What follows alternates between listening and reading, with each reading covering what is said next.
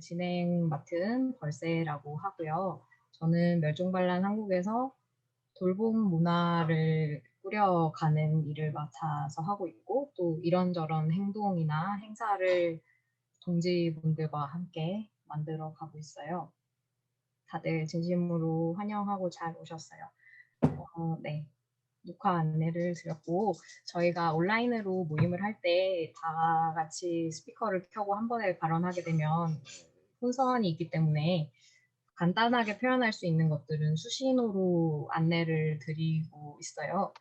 네, 그래서 지금 몇 개를 알려드릴 테니까 한번 같이 하실 수 있는 분들은 해보실까요? 일단 상대방이 말할 때 소리가 작아요, 커요 할 때 소리가 작으면 이렇게 높여주세요 이렇게 말씀을 이렇게 해주시면 되고, 네, 반대로 소리가 너무 크면 낮춰주세요 이렇게 하시고요. 그리고 얘기를 하다가 강한 동의를 표현할 때 이렇게 검지 손가락을 화면에 이렇게 보여주시면 동의를 표현하실 수 있어요. 네, 그리고 박수를 칠 때는 이렇게 소리 나게 치지 않고 옆에서 이렇게 반짝반짝하고 흔들어 주시면 박수를 표현하실 수 있습니다. 그리고 중간중간에 말로 하지 않더라도 상대방이 하는 말에 감정 표현을 하고 싶을 때 저희가 쓰는 것들이 몇 개 있는데, 뭐 예를 들면 놀라움을 표현할 때 이렇게 띠용 하는 게 있어요. 정말 그런 일이 있었단 말이야 하면서 그런 게 있고, 네, 그리고 이 소식은 너무 슬프다, 이런 일이 있다는 게 안타깝다, 이렇게 눈물 줄기를 눈 밑에 대시면 약간의 슬픔의 표현을 하실 수가 있고요. 그리고 연대와 사랑을 표현하고 싶을 때 이렇게 하트 표시 자주 써주세요. 네, 다시 한번 안내를 드리면 볼륨 표시할 때 이렇게 하시고, 강한 동의 표현하고 박수를 이렇게 쳐주시고요. 그다음에 네, 놀라움, 슬픔, 사랑 등등이 있습니다. 네, 다 같이 해주시니까 너무 아름답네요. 네, 그래서 이런 간단한 규칙이 있고요. 네, 중간중간에 끼어 있는 멸종반란 한국 동지들이 열심히 하는 것을 보고 조금씩 익혀 나가셔도 돼요.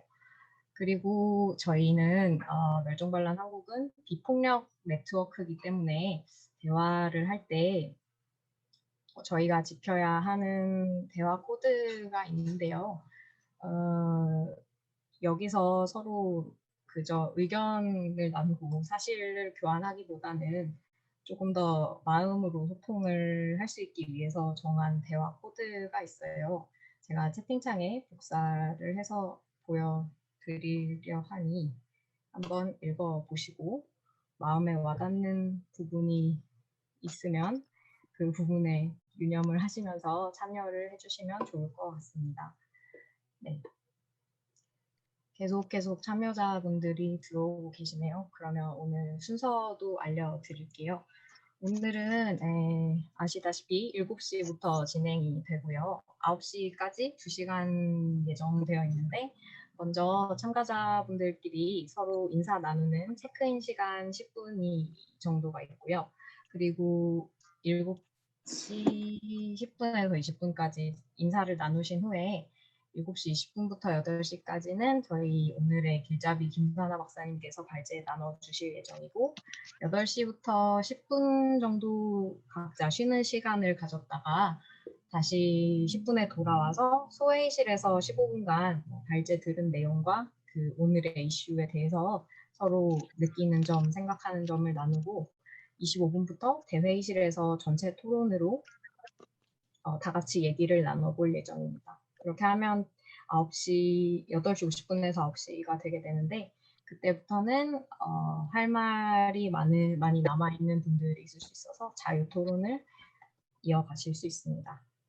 네, 그리고 그러면 저희 이제 8분쯤 되었는데 더 들어오실까요? 한 10분쯤에 체크인을 하면 어떨까 싶은데요. 네. 방금 전에 채팅창에 올라온 진행 순서 참고해 주시고요.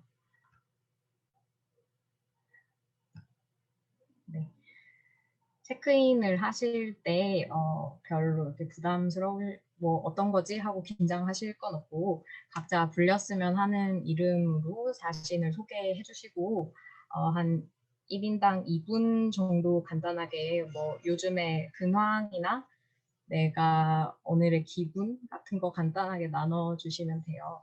그리고 얘기를 하시다가 뭐 모두가 말을 다 했는데 시간이 남았어. 그러면 좀 어색하실 수도 있잖아요. 근데 그렇게 어색할 때 뭔가 뭐 얼버무리거나 뭐 회피를 하기보다는 그냥 그 어색한 순간의 불편함에 좀 머무르면서 그 있어 보기를 저희 멸종반란 한국은 권장하고 있고요.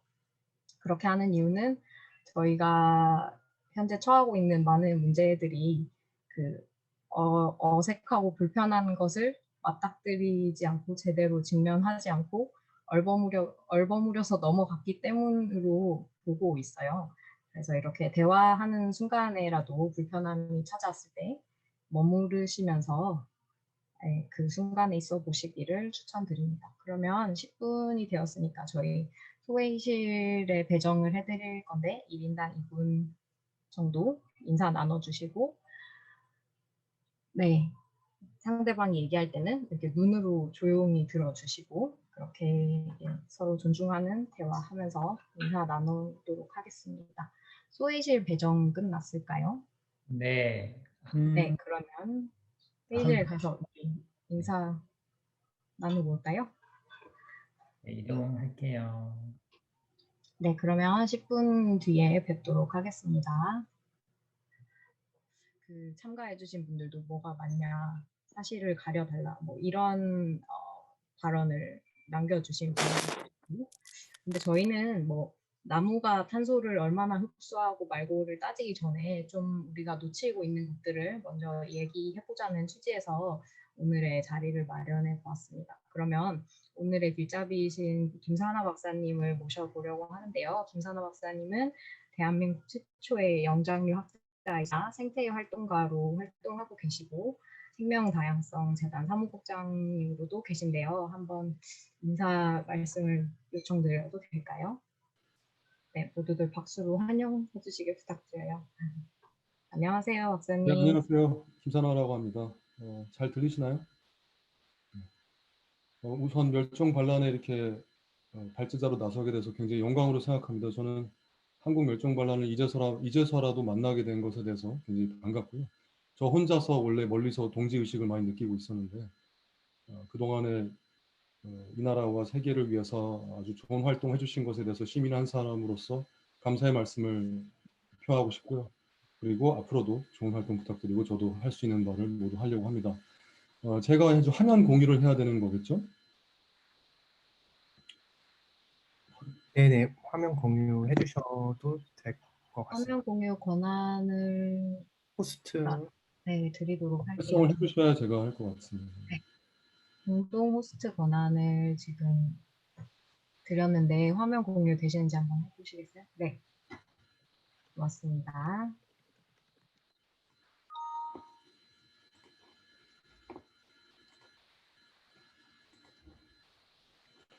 네, 발제를 시작하도록 하겠습니다. 잘 들리신 걸로 제가 일단 전제를 하고요. 제목을 반란의 철학과 산림 파괴청의 습격이라고.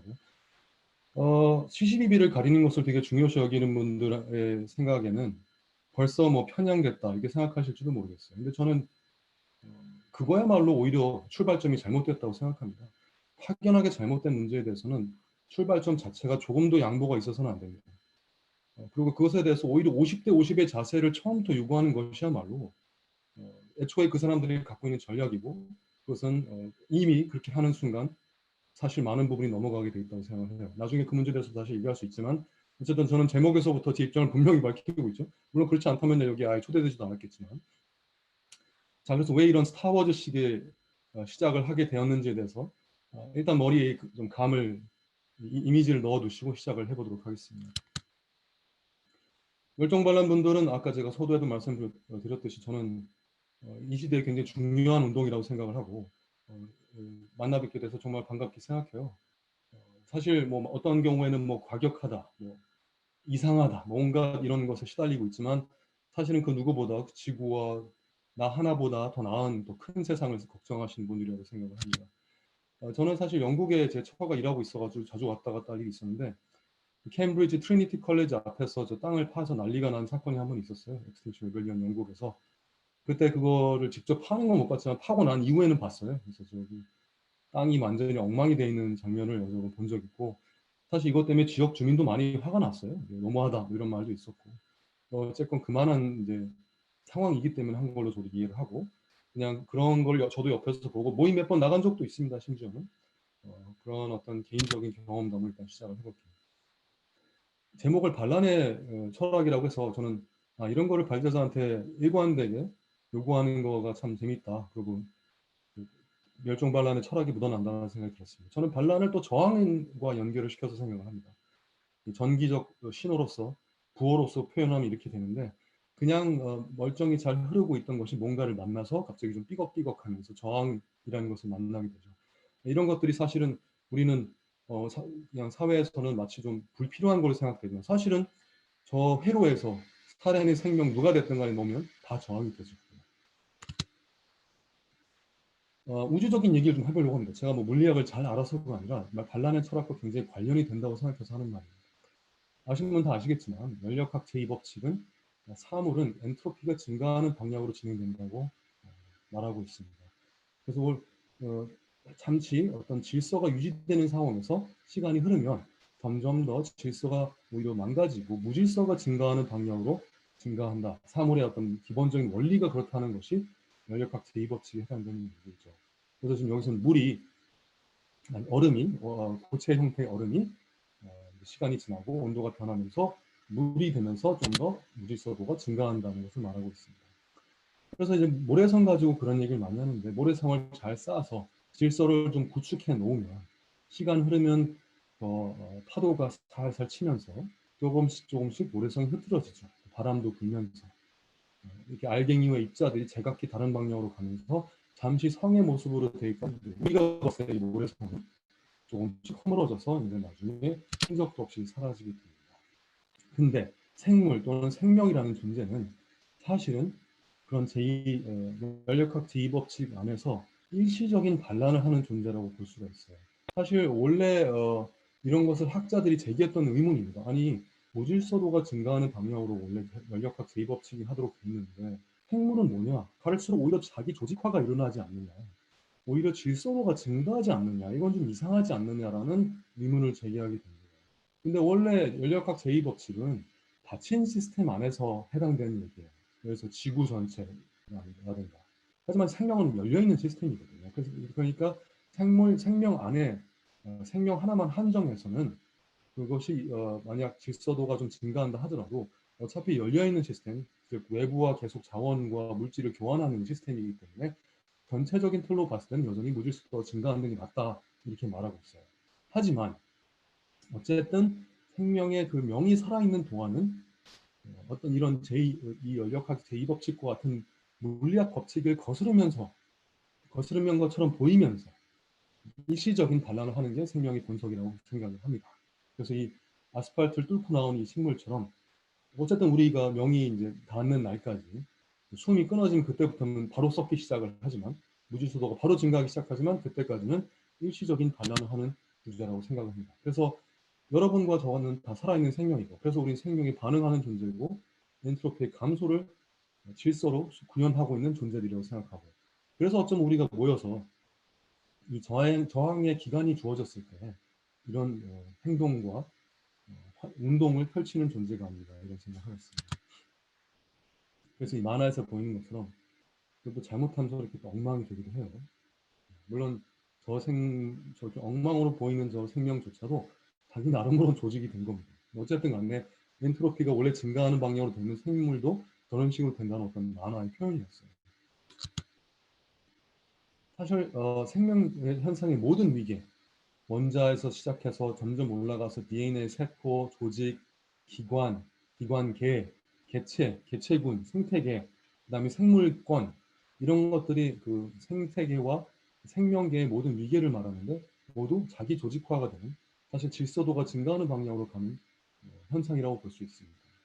그래서 이런 자기 조직화가 일어나고 질서가 구현됨에 있어서 우리는 사실 거기 일부인 셈이죠. 그래서 그거를 알고 있기 때문에 직관적으로 우리는 그것을 유지하고 싶어하고 그것이 훼손되었을 때 거기에 저항하고 싶은 마음이 드는 게 아닌가 저는 그런 생각을 해봤습니다. 그런데 잘 아시다시피 지금 어떻게 되고 있죠? 그렇게 어렵사리 구축된 수백만 년 이상, 수천만 년 이상 진화된 가이아라고도 불리는, 물론 주류 과학계는 그 말은 인정하지 않지만 그런 지구의 어떤 시스템들이 많이 붕괴되고 있는 상황. 그래서 우리가 분노하고 지금 이대로는 안 되겠다 싶어서 행동에 나서고 있는 사람들이 아니겠습니까?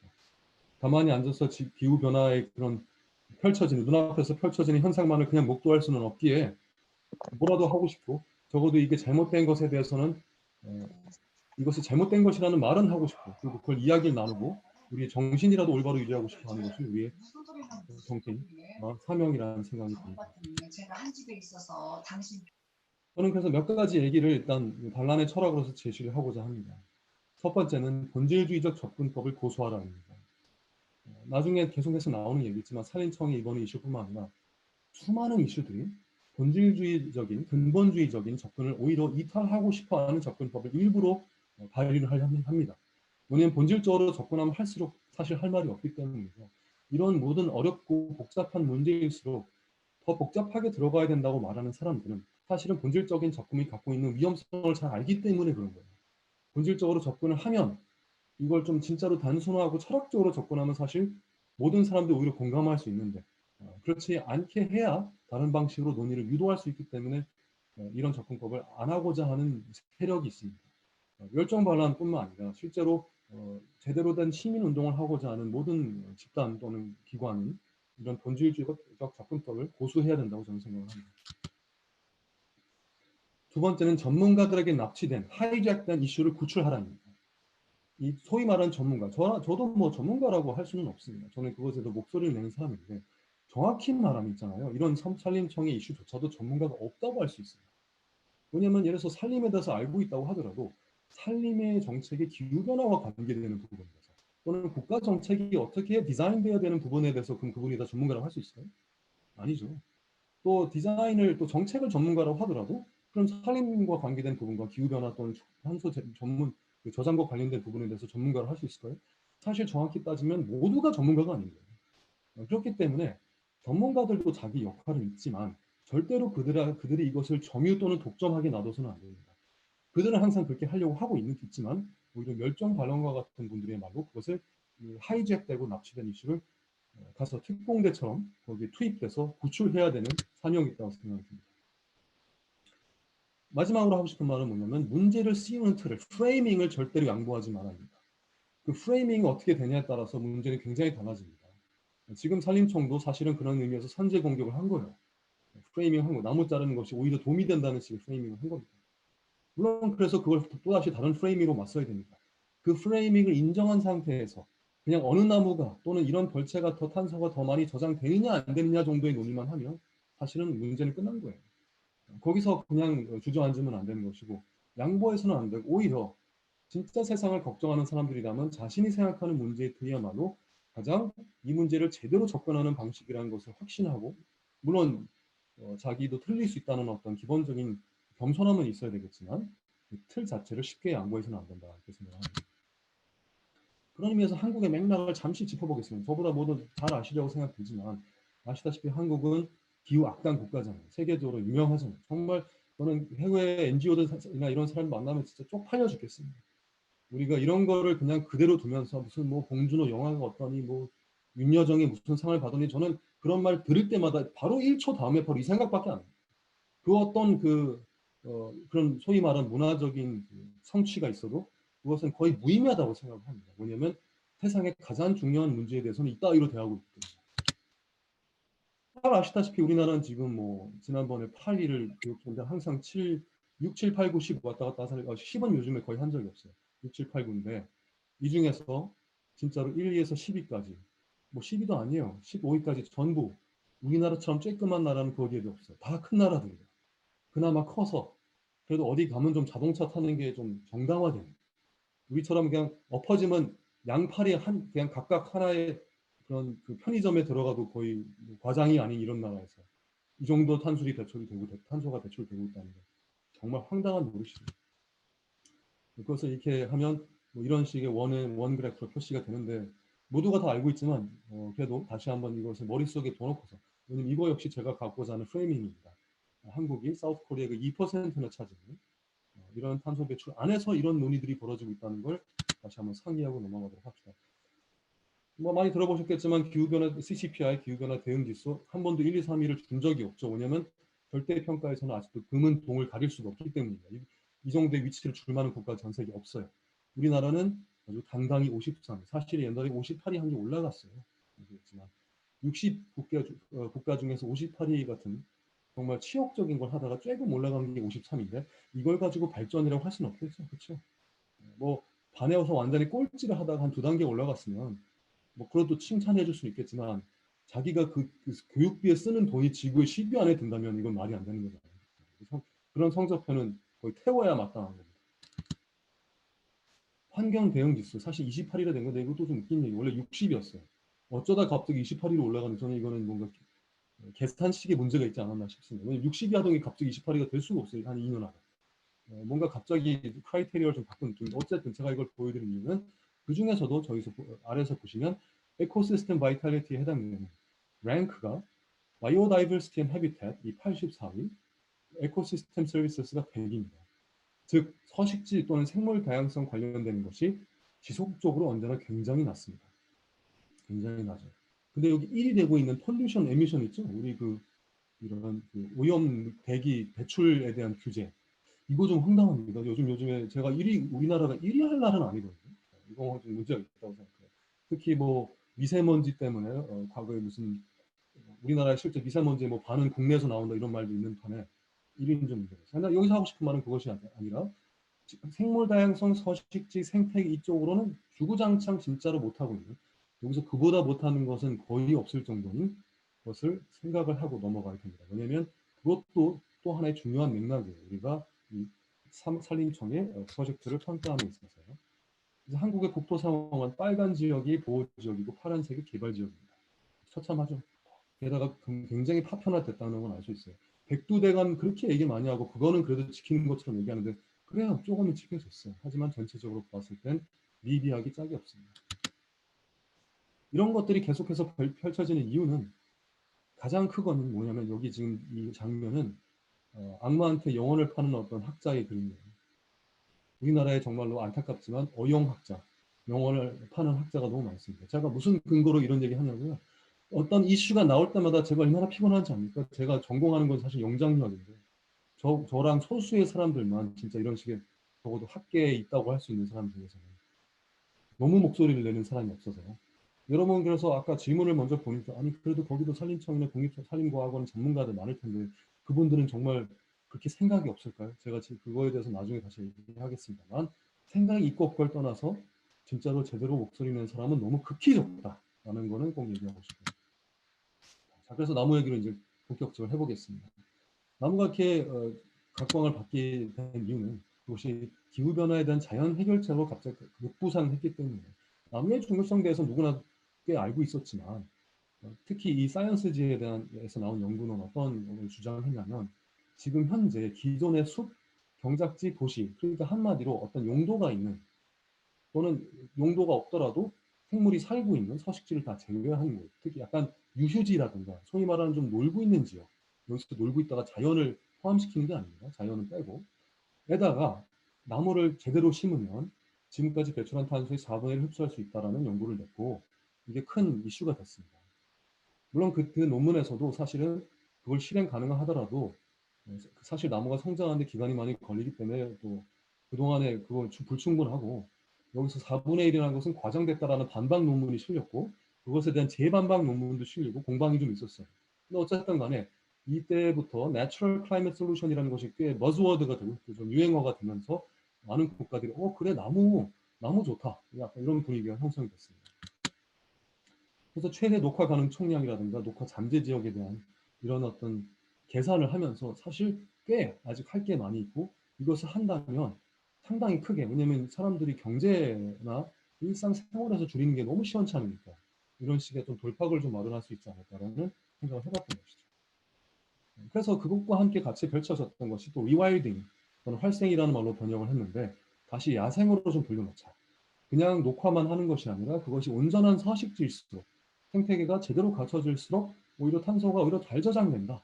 이런 연구도 속속 드러나면서 제야생화라고 하지만 저는 활생이라는 단어를 번역했는데 이런 움직임도 탄력을 받기도 하고 특히 서부 유럽을 중심으로 리와일딩 유럽 같은 그렇게 위험한 동물, 소위 말하는 최상위 포식자 같은 동물조차 복원하는 사업들이 지금 활발히 진행이 되고 있는 게 사실 잘 나가는 어떤 선진국들은 하고 있는 현재의 모습입니다. 이런 맥락에서 나온 게 바로 산림청의 2050년까지 30억 그루 나무 심기예요. 얼마나 좋아요. 그 얘기만 들으면. 30억 그루 나무 심기. 국가가 이렇게만 작동을 해줬으면 정말 좋겠습니다. 눈물겨운 일이에요. 사실. 드디어 내가 그렇게 불신하고 배신당했던 국가가 이렇게 좋은 걸 하는구나. 이 얘기를 하는 순간 남녀노소 할 것 없이 어떤 생각을 하냐면은 저기 유한 양에게 우리 강산 푸르게 이게 생각이 납니다. 심어져서 나무가 점점 늘어나고 강산이 점점 푸르러지는 이걸 누구나 상상했는데 모습이 어떻죠? 이렇게 돼가고 있습니다. 지난 3월 22일 이제 횡성에서 첫 번째 사업이 실시가 됐는데 열심히 나무를 심고 있죠. 저기 심는 사람들은 그래도 나름 열심히 했다고 생각됩니다만 어떻게 하고 있죠? 왜 나무를 심는 곳이 저렇게 생겼죠? 굉장히 헐벗었죠. 헐벗은 이유가 뭘까요? 헐벗은데 심으면 좋겠네요. 그게 아니죠. 엄청 깎아댔기 때문에 심기 위해서 깎아댔기 때문입니다. 자, 이 장면에서 여러분이 애초에 이 소식을 접했을 그 첫 순간 또는 이 사진을 보자마자 첫 순간에서 느끼는 정신적 배신감 그것이 맞는 겁니다.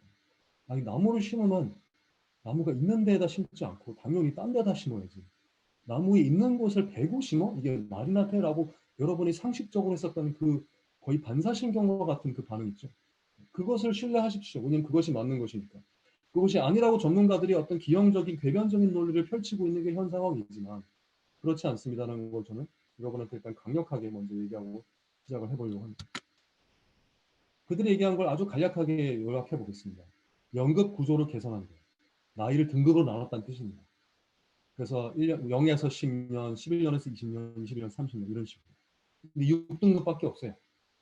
30년 된 나무가 우리 숲의 70% 이상을 차지하니까 물론 이거조차도 다 확실하다고 볼 수 있는지 모르겠어요. 저는 고른 연급이 필요하다. 옛날에 우리가 이제 전쟁을 겪어서 하도 민둥산이 그때 많이 피폭돼 갖고 없었는데 그때 조림으로 되게 성공한 나라잖아요, 한국이. 그때 한꺼번에 많이 심다 보니까 나이대가 비슷한 나무들이 많다 이 뜻입니다. 그래서 이대로는 안 된다는 거예요. 왜냐하면 이 사람들 말에 의하면 30년 이상이 되면은 탄소 흡수 능력이 저하된다는 겁니다. 그래서 이대로 시간이 지나면은 전체적으로 숲의 탄소 흡수력이 떨어지고 그러면 안 된다는 거예요. 탄소 지금 흡수해야 될 때. 그러면 젊게 만들어야 된다는 거예요. 어떻게 젊게 만드냐? 잘라서 심어야 된다는 거죠. 새나무. 그래서 젊어진 숲은 연간 생장량이 증가해서 탄소를 더 많이 흡수할 수 있다. 그리고 그냥 젊은 나무만 심는 것이 아니라 더 탄소 흡수기 우수한 종, 예를 들어서 테다소나무, 백합나무 이런 거를 심겠다 이겁니다. 감이 딱 오시는 분들이 있으시겠지만 테다소나무, 백합나무 여러 종이에요. 부산대 조경학과 교수님이 이런 말을 썼어요. 제가 이렇게 그 긴 텍스트를 보통 잘 안 올리는데 이건 일부러 올렸어요. 여러분 한번 읽도록 한 10초의 시간을 드릴게요. 한번 읽어보실래요?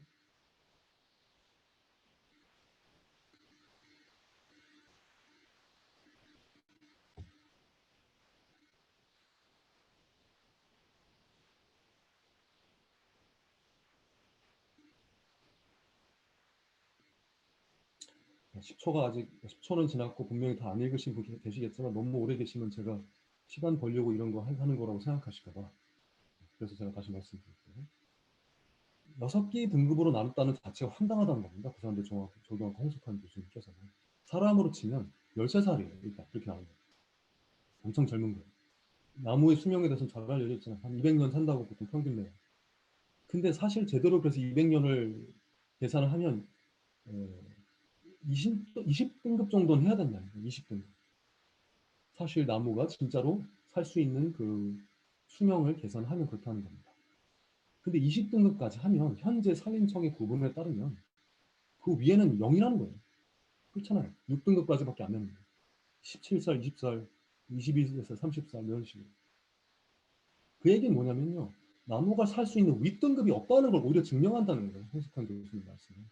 윗등급이 없다는 걸 증명하기 때문에 제대로 나무의 수명에 따르면 오히려 20등급 정도가 맞는데 없다는 걸 증명하기 때문에 오히려 자르면 안 된다는 논리가 된다는 거죠. 이분 말씀은. 그냥 등급 하나만 봐서 탄소랑 상관없이 일단 등급 하나만 봐서도 우리나라에 그만큼 오래된 진짜 숲은 없다는 걸 오히려 산림청의 시스템은 보여주고 있다는 겁니다. 따라서 오히려 100년 이상 숲이 발생할 수 있도록 적극적으로 보일 필요가 있다고 해석돼야 된다는 것이 그분의 주장이고 저는 전적으로 동의합니다. 저는 그래서 이것에 대한 기고를, 제 칼럼을 산림 파괴청은 당장 멈춰라라는 그걸 썼고요. 이 내용을 토대로 좀 몇 가지 말씀을 드리려고 합니다. 첫째는 과학적으로 맞지가 않습니다. 나무가 클수록 탄소 저장 속도가 늘어납니다. 저는 이거 이미 여러분한테 논문으로 보내드렸고 바로 이 제목에서 잘 드러나고 이런 논문은 산림청도 인정합니다. 근데 그 이후에 해교한 논리를 펴요. 나무들이 개체는 이게 맞대요. 그들도 인정한대요. 더 나무가 클수록 저장량이 늘어난다는 것은. 하지만 이렇게 큰 나무가 생기면 주변에 작은 나무가 별로 없기 때문에 헥타르당으로 보면 오히려 떨어진다. 전혀 확인된 바 없는 얘기예요. 이것이 해괴한 논리라고 언급한 학자들이 많이 있습니다. 인터넷 찾아보시면. 오래된 숲은 오히려 되게 우수한 탄소 저장력을 보인다고 하는 것이 네이처 논문에도 나와 있고 수백 년 된 숲조차 이 논문의 제목에서 직접 찾아보셔도 제가 보내드렸습니다. 그래서 이미 확정이 되고 있고 이 연구는요. 제가 기억은 못하겠지만 100사이트 이상을 검토한 리뷰 논문이고 그 중에서는 한 10살밖에 안 되는 숲이랑 수백 년 된 숲을 굉장히 다양한 레인지를 조사했어요. 이런 걸 가지고 오마이뉴스 기자가 산림청한테 전화했더니 거기는 다 그냥 오래된 천연숲이라고. 논문 읽어보지도 않았어요. 그러니까. 아니 이미 읽었지만 제대로 기자님이 반박을 못할 거라고 생각했는지 그런 식으로 일축했는데 사실이 아니죠. 또 이 포레스트 이컬러지 매니지먼트 나온 논문은 성숙한 숲이 최대 생물량을 보유한다 라는 게 나왔었고 이거는 바로 따끈따끈한 올해의 논문이에요. 생물량을 보유한다는 건 많은 경우에 뭐 생물량은 또 탄소로 구성되어 있기 때문에 그만큼 더 많은 탄소량을 저장하는 것이 나와 있습니다. 또 생태계가 온전할 수 그냥 나무 숲만 중요한 것이 아니라 탄소 저장력이 높아서 기후 변화에 대해서 훨씬 더 좋은 대응책이 된다는 얘기도 나와 있습니다. 게다가 중요한 건 이거예요. 이 그림에서 보시는 바와 같이 나무만이 중요한 건 아니에요. 생각해 보시면 이건 상식적인 얘기인데 숲이라는 것은 나무의 집합도 아니에요. 나무도 숲의 일부입니다. 그냥. 숲이 있으면 거기에 부패되는 것이 있고 돌도 있고 동물도 있고 균류도 있고 미생물도 있고 토양도 있고 토양이 제일 중요해요. 여기 보세요. 아래 토양에 저장된 탄소 72%가 됩니다. 오히려 있잖아요. 벌채를 하면 토양에서 토양이 건조해지고 수분이 올라가면서 토양의 그 탄소 저장력이 급속하게 떨어집니다. 이 산림청 그 얘기 너무 안 하고 있어요. 나무를 완전히 차치하고서라도 토양 자체 문제만 봐서도 이건 말도 안 되는 얘기예요. 이 산림청의 자료를 여러분 제 말을 못 믿겠으면 찾아보세요. 토양 얘기가 얼마나 나오나. 거의 나오고 있지 않아요. 나무 자체도만으로도 하여튼 이번 사안은 나무 자체만으로도 너무 할 말이 많은데 나무 이외에 할 말은 뭐 끄집어내면 끄집어낼수록 줄줄이 그냥 사탕입니다. 그런데도 불구하고 이것이 약간 논란의 어떤 대상이 되고 있고 마치 팽팽한 것처럼 묘사되고 있다는 자체가 저는 충격적이에요. 그만큼 얼마나 호도되고 있는지를 증명하는 사례라고 생각합니다. 둘째는 숲은 단순 탄소 저장고가 아니다. 당연하죠. 어떻게 숲이 탄소 저장하는 무슨 저장고라고 할 수 있습니까? 이토록 많은 에코시스템 서비스, 생태계 서비스가 있는데 거기 있는 분들은 다 알아요. 요즘에 나오는 반박 산림청의 입장을 옹호하는 칼럼 보면은 뭐 이런 식으로 인정을 해놨더라고요. 벌채를 하면 일시적으로 생태계 서비스는 저하될 수 있다. 일시적으로? 일시적으로가 어떤 시간 텀을 말하고 있는지 굉장히 황당합니다. 일시적으로는 것이 그렇게 일시도 아니고 1초, 2초가 아니잖아요. 수년이에요, 수년. 적어도 수년, 수십 년도 돼요. 그리고 그것이 숲마다 다 모인다고 생각해 보십시오. 여기 나와 있는 탄소를 안정하고 영양물질을 순환하고 물을 정화하고 물을 머금고 생물들의 서식지가 되고 유전자원을 보유하고 이런 것들은 개무시당한 겁니다. 산림청의 프로젝트에서. 당연하죠. 숲을 그냥 통째로 벌채하는데. 그리고 이런 말 하거든요. 통째로 벌채 안 할 거라고. 친환경 벌채에 대해서 약간의 그 숲을 남겨놓는다고. 그렇지 않아요. 제가 좀 이따 사진 보여드릴게요. 숲이라고 탄소라고 하는 등식을 내세우고 있는 것 자체가 숲과 나무가 마치 그냥 탄소의 저장 무슨 저기 요즘에 그 김포나 파주에 있는 그냥 그 컨테이너 박스 있잖아요. 거기다 탄소를 쳐넣는 식의 어떤 공간 또는 그 생명체로서 아니 물체로서 생각을 하는 어떤 사고 방식 그 자체가 얼마나 황당한지 이루 말할 수가 없습니다. 셋째, 이것도 너무 당연한 얘기죠. 숲은 다른 생물들의 서식지입니다. 산림청이 자기들이 말하는 숲이 아무리 산림 경영을 하는 곳이건 뭐건 간에 그들이 어떤 거기에 계획과 어떤 매니지먼트 스킴을 들이대던 간에 숲은 서식지. 숲을 만들어 놓으면 생물 들어옵니다. 산림청에 가서 사이트에 가보세요. 그들도 서식지로서의 숲을 가꾸는 데에서 프라이드를 가지고 있다는 식의 얘기들 많이 해놨습니다. 자기네 사업에서도. 그럼에도 불구하고 이번 프로젝트에서는 그것을 조금 더 고려하고 있지 않아요. 당연히 숲은 서식지이고 그런 식으로 벌채를 하면 서식지로서의 기능은 당연히 상실됩니다. 그것을 어떤 해기한 논리로서 그것이 정당화하거나 왜곡해서는 안 됩니다. 당연히 벌채하면 사라지는 거예요. 절대로 어떤 전문가도 그 기본적인 명제를 뒤집는 것을 여러분께서 허락하시면 안 됩니다. 최병성 님께서 아주 정말 고군분투하면서 활약하고 계신데 이분이 최근에 찍어놓은 사진 보십시오. 저기서 어디 친환경 벌채가 있습니다. 당연히 모두 벌채인데 나무 몇 그루 남겨놓은 거 있죠. 왜 남겨놓은지 무슨 그냥 무슨 신용한다고 남겨놓을까요? 네. 저런 어떤 벌채가 어떤 원래 감벌 자체만은 그래도 그나마 협상의 여지, 셀렉티브 러깅이라고 하는 감벌이나마 그나마 조금이라도 여지가 있는 것인데 사실 산림청에서도 인정해요. 우리나라는 인도가 제대로 나 있지 않고 한 번 하면 비용 문제가 있고 선진국 핀란드나 스칸디나비아 같은 곳만큼 선진 벌채 벌목 기구가 없어서 한 번 가면 거의 웬만한 다 된다는 거는 산림청 사람들도 인정하는 거예요. 그런데 갑자기 다른 어떤 맥락에서는 마치 그런 벌채가 아니라는 식으로 얘기를 합니다. 지금 다른 데서 인정을 해놓고서 황당한 노릇이죠. 이것이 지금 벌어지고 있는 겁니다. 최병성님의 오마이뉴스 기자에서 제가 따온 건데 이런 것들이 한두 군데가 아닙니다. 그리고 경제림에서만 펼쳐진다고 하는데 경제림이라는 구분 안에 천연임이 대폭 포함되어 있어요. 여러분 절대로 그 카테고리 용어에 속아 넘어가면 안 됩니다. 또 반박 기사나 이런 것들 다 찾아보세요. 경제림은 그들은 말하고 있지만 그 경제림이라는 단어가 얼마나 공허한지 사실은 이루 말할 수 없습니다. 최병성 기자님의 여기 보면 벌채가 된 곳이 자라나도 식생이 조금 복귀가 되어도 저렇게 산사태가 줄줄이 발생합니다. 특히 이제 곧 장마가 시작될 수 있는데 또 얼마나 많은 사태가 발생해서 자연은 물론 사람한테까지 피해를 줄지 가히 상상할 수가 없습니다. 그러니까 이호경 교수님이라는 분이 갑자기 산림청을 두둔하는 이런 기사를 하나 냈는데 제가 한번 맛을 보시라고 한번 일부를 발췌해놨어요. 온갖 영어를 써가면서 기후변화에 취약하고 vulnerable하고 뭐 민감하고 sensitive하고 노출돼 있고 adaptive capacity가 떨어지고 막 숲이라는 그 존재는 나약하기 짝이 없어가지고 우리 인간의 어떤 커다란 품 안에 안겨야지만 마치 살 수 있는 존재처럼 묘사를 해놨습니다. 그리고 맨 마지막에 뭐라고 묘사하고 있죠? 마무리를 어떻게 하고 있죠?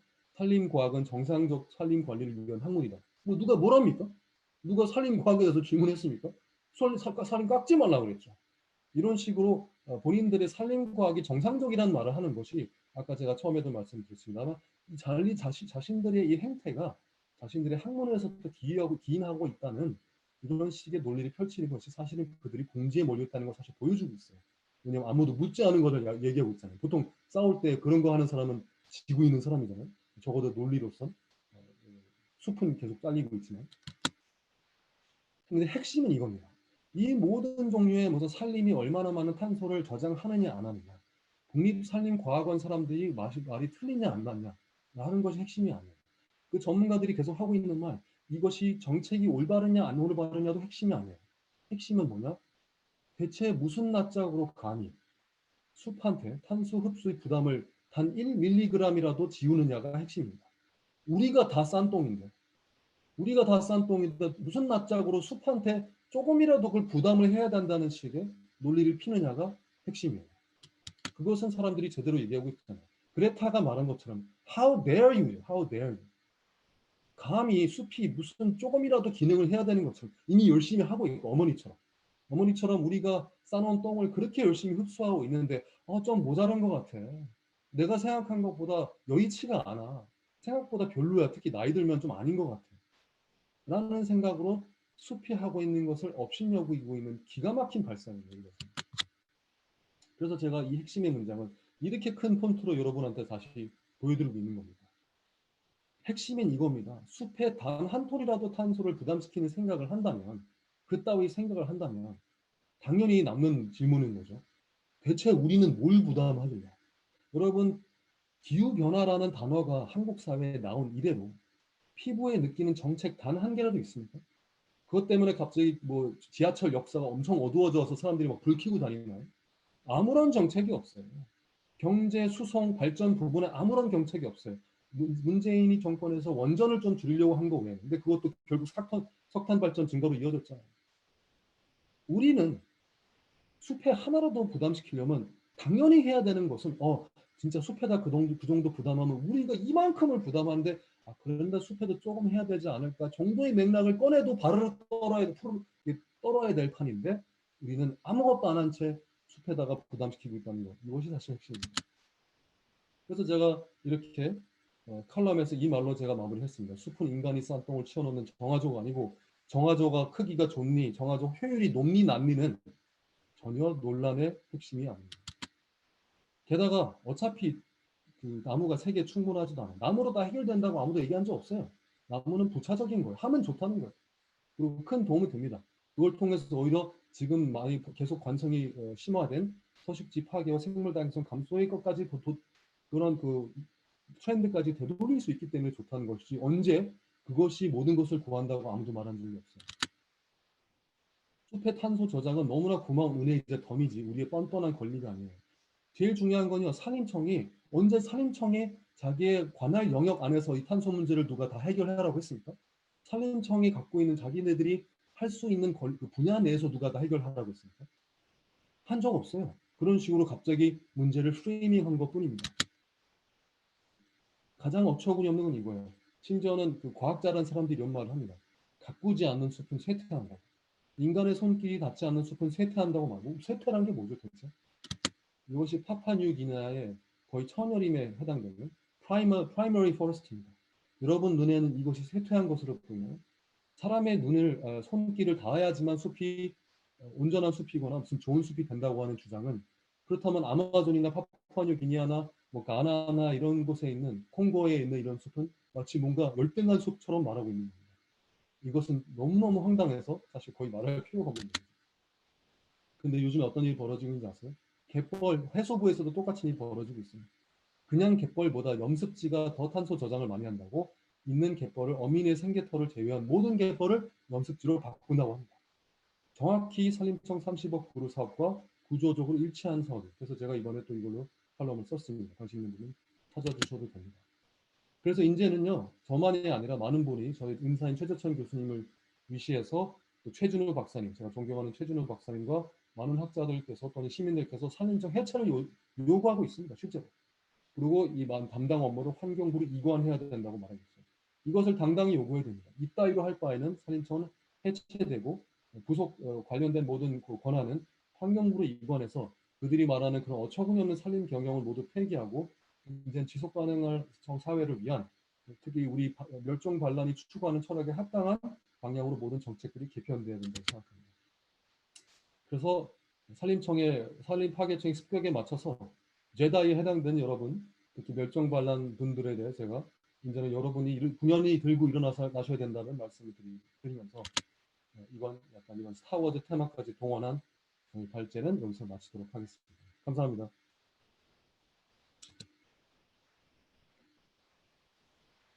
네, 사나 박사님 감사합니다. 저희를 제다이에 비유해 주셔서 듣고 있는 멸종반란 멤버들 얼굴에 광대가 여기까지 올라왔어요. 그 이 시시비비를 가리는 것에 너무 매몰돼 있어서 저희도 되게 난감함을 느낀 적이 많았는데 되게 신랄하게 짚어주시고 네, 어디를 공격해야 될지까지 짚어주셔서 정말 많은 힘이 됐습니다. 이 발제를 듣고 여러 가지 생각이 드실 텐데 일단 네, 저희가 10분 정도 쉬는 시간을 가진 후에 다시 소회의실에 모여서 각자 이것을 듣고 느낀 점이나 또는 이 주제에 대해서 그간 생각하고 계셨던 것들 나누는 시간 가지도록 하겠습니다. 그러면 8시 10분에 저희 다시 모이도록 할게요.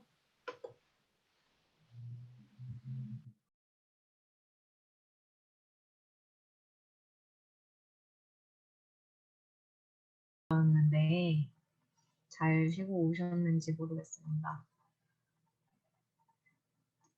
발제를 들으면서 얼굴에 열이 올라와서 저는 계속 물 마시면서 좀 차분히 마음을 가다듬는 시간을 가졌는데요.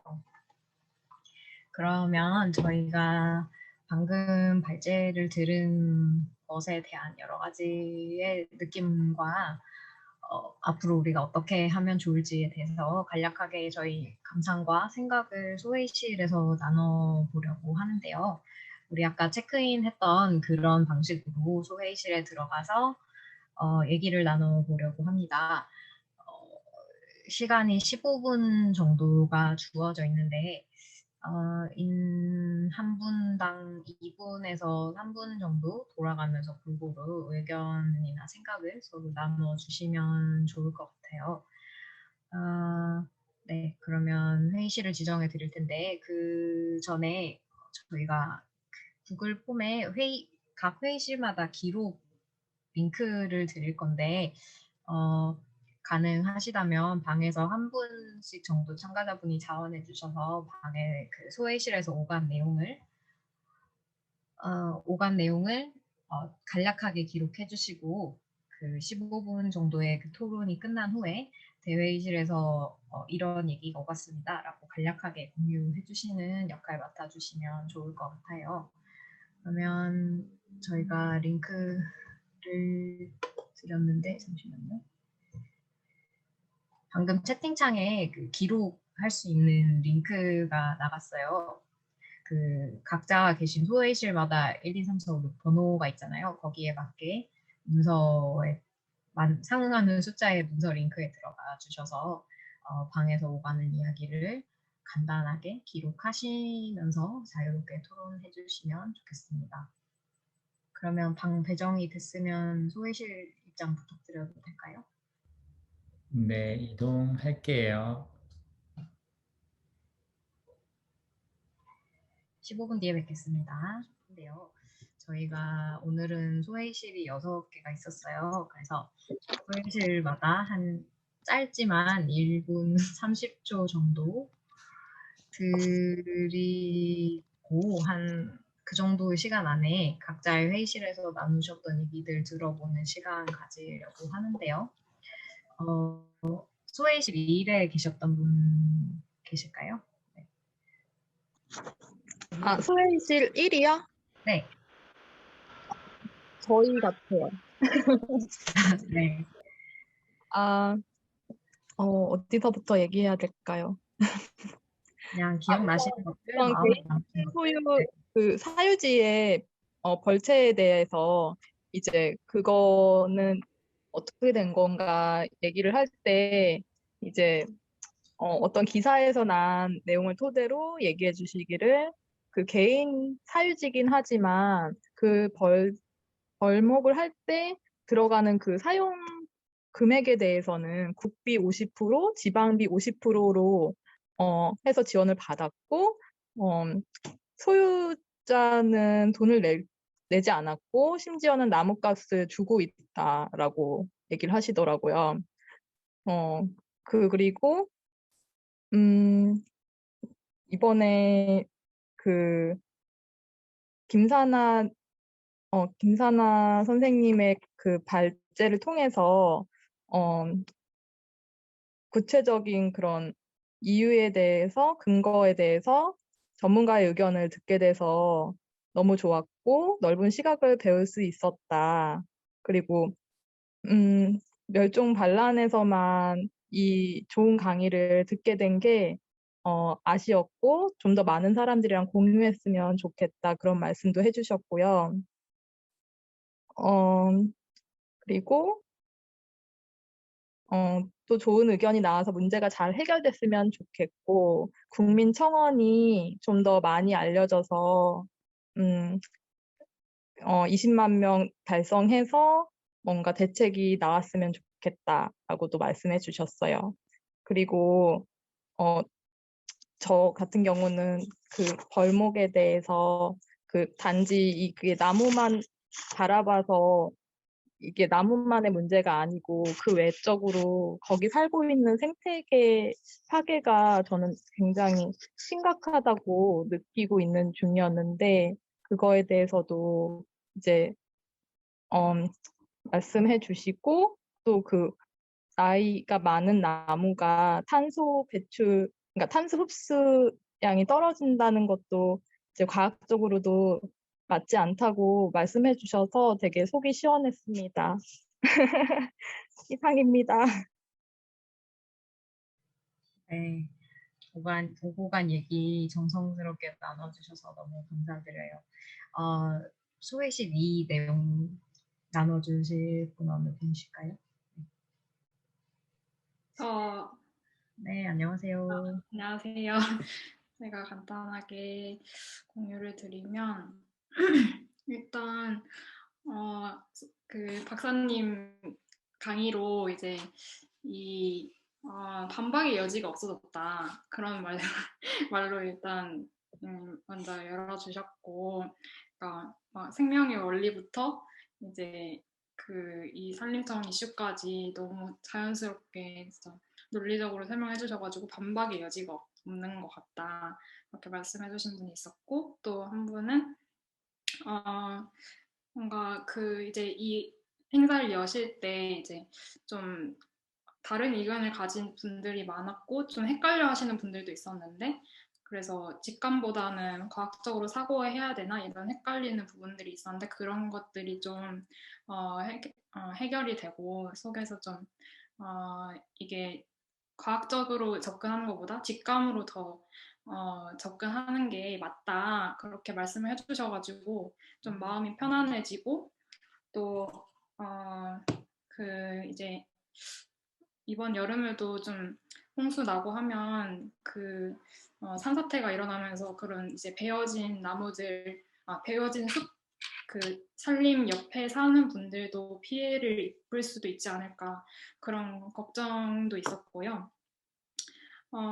그리고 이제 인간이 이제 그런 생명의 그런 소중함과 가치를 고려하지 않고 이제 무분별하게 개발을 해와서 기후위기가 일어난 것인데, 또 기후위기를 해결하기 위해서 자연에게 책임 전가하는 모습이 너무 웃겼다. 마음에 좀 불편함이 많이 들었다 그런 말이 있었고, 또 자본주의 논리로 그렇게 이제 효율적으로 일을 처리하고 싶어하는 느낌밖에 없어서 되게 우리나라의 이미 선진국화된 우리나라가 좀 우리가 아직은 개도국이다 이런 생각을 가지고 더 개발해야 되고 성장해야 된다 이런 생각으로 계속 이렇게 나아가고 있는 것 같아서 답답하다는 의견도 있으셨고, 네, 감히 사람이 저지른 똥을 싼 똥을 자연한테 전가하려고 한다. 슬라이드에서 충격과 함께 좀 속시원함이 있었다 그런 부분들이 있었습니다. 네, 여기까지 하겠습니다. 네, 공유 감사드려요. 공감되는 부분이 많네요. 소혜실 3에서 나온 얘기는 어느 분인데, 원걸님? 네, 소외실 3도 되게 재밌는 이야기 많이 나왔는데, 일단 뭔가 이 식목일에 한 분은 식목일에 이제 뭐 이게 벌목 사업이 뭐 중요하다, 뭐 어떠한 담당하시는 분이 그런 식으로 글을 쓰셔서 제가 이해를 잘 했는지 모르겠지만, 아무튼 어떠한 이제 환경 프로젝트가 카카오 프로젝트 활동에서 그런 게 있는데, 거기에 이제 식목일을 벌목해야 된다는 것이 올라가서 그거에 이제 반박을 하셨는데, 참여하신 분이 반박을 하셨는데, 댓글에 그 담당자가 이제 뭐 해외 원시림이랑 국내 산림의 수종이 달라서 1대1 비교가 어렵다. 그러니까 국내 수종에 대한 연구 결과를 좀 확인해 주시고 이게 정답이 정해져 있는 사항이 아니다. 뭐 이런 식으로 이제 댓글을 달았대요. 그래서 그 댓글 링크를 좀 공유를 해달라 그렇게 말씀드렸는데 저희 또 한번 가보고 싶어서 근데 아무튼 근데 이거가 이제 하나님한테 이거를 물어보고 싶다고 하셨고, 이런 거를 그 다음에 이런 게 이제 마치 시시비비를 가려야 하는 것처럼, 분분한 의견이 있는 것처럼 논점 흐리게 전략을 하는 것 같아서, 지금 생각해 보니까 그때 뭔가 이야기 못한 게 좀 굉장히 아쉽다라는 분이 계셨고, 그 다음에 이런 게 이제 논리에 휘말려서는 안 되고 납치된 부분을 다시 가지고 와라 라는 부분이 굉장히 공감이 됐다. 그리고 뭐 나무를 자르는 게 사실 말이 안 되는데, 근데 그런 어떤 가슴을 이런 어떤 그 내면의 그 소리를 믿고 하는 게 좀 많이 와 닿았다. 그리고 개인적으로 사랑했던 나무가 잘린 경험이 있어서 그걸 좀 더 울컥하셨다라고 하셨고, 그리고 이제 또 다른 분은 지금 뭐 그 궁금한 것들 중에 이제 반박하는 글들 중에 개인 사유림이라는 거였는데, 이게 이제 국가산이 아니라 개인적으로 심어서 팔려고 하는 거였기 때문에 뭐 그런 거를 우리가 뭐 문제 삼은 게 오해다라는 식으로 이야기를 한 게 있었다. 그거를 이제 아까 소혜시 1에서도 잠깐 얘기를 해주셨던 것 같은데, 근데 이런 거에 대해서도 약간 어드레싱이 이 부분이 좀 궁금하다라고 하셨고, 그 다음에 이런 어떠한 산림청에서도 청장이 직접 나와서 변명도 하고 브리핑도 할 만큼 이게 굉장히 지금 관심이 많이 돼 있는 상황이어서 그거를 좀 활용했으면 좋겠다. 그리고 좀 오늘 들으면서 느낀 거가, 그분들이 말하는 전문가가 과연 어떤 전문가일까라는 의구심이 들었고, 탄소 중립이 오히려 그린워싱이다. 모든 사업의 국가가 다 탄소 중립이다 하면서 이렇게 사업을 하는 게 다 그린워싱으로 사용되는 게 너무 황당하다. 그래서 나무 30억 그루가 여기에 심는다는 게 상상도 못했고, 숲을 바라보는 다른 관점을 많이 들은 것 같다, 이런 분도 계셨고요. 그 다음에 다른 분은 너무 황당해서 말이 안 나온다라는 것만 이렇게 계속 반복을 하셨어요. 너무 황당하고, 너무 왜 저렇게까지 해야 되지? 놀라울 정도로 황당하고, 이게 뭔 짓이지? 그런 얘기를 계속 하셨어요. 그래서 너무 어처구니가 없어서 뭘 해야 될지 모르겠다라고 하셔서, 저희가 약간 마지막 남는 시간에 그럼 뭘 해야 될 수 있을까라는 걸 이야기해보다가, 이제 어처구니가 없으니까 어처구니 없는 액션을 좀 해보자. 그래서 뭐 맷돌에 어처구니가 없는 맷돌을 들고 가서 숲에서 뭐 뭔가를 한다, 아니면 뭐 어이가 없네 뭐라는 그 영화의 짤을 뭐 어떻게 활용해본다, 이런 얘기도 나왔고. 그러니까 진짜 이거를 이 기회에 관심을 가지게 해서, 해수부도 충격인데 뭐 국가기관을 전부 조사해야 되는 게 아닌가 하는 분도 계셨고요. 아무튼 액션에 대한 얘기도 하고 그랬습니다. 네, 우리가 뭘 할 수 있을지에 대한 논의로 이어진다는 점이 참 좋네요. 네, 소회실 4 공유해 주실 분은 누구실까요? 계신가요? 저희 조는 누가 나눌지 안 정했는데 혹시 저희 조에 나누고 싶으신 분 없으면 제가 할게요. 그, 어, 그, 숲이 좋아서 숲이 되게 가까이 있는 곳에 와서 사시는 분이 계신데, 그 농사도 잡초를 안 뽑으면서 짓고 계신데요. 그래서 그 잡초들이라고 이름 붙이는 것도 되게 약간 너무 인간중심적인 것 같고 이상한데, 아무튼 아무튼 다 같이 살아야 하는 건데 다 베어낸다는 게 너무 슬프다는 말씀을 해주셨고, 본인처럼 이렇게 좀 나이가 있는 사람들이 책임을 느껴야 하는데 그렇지 않은 상황인 것 같아서 되게 안타깝다는 얘기 해주셨고요. 또 한 분은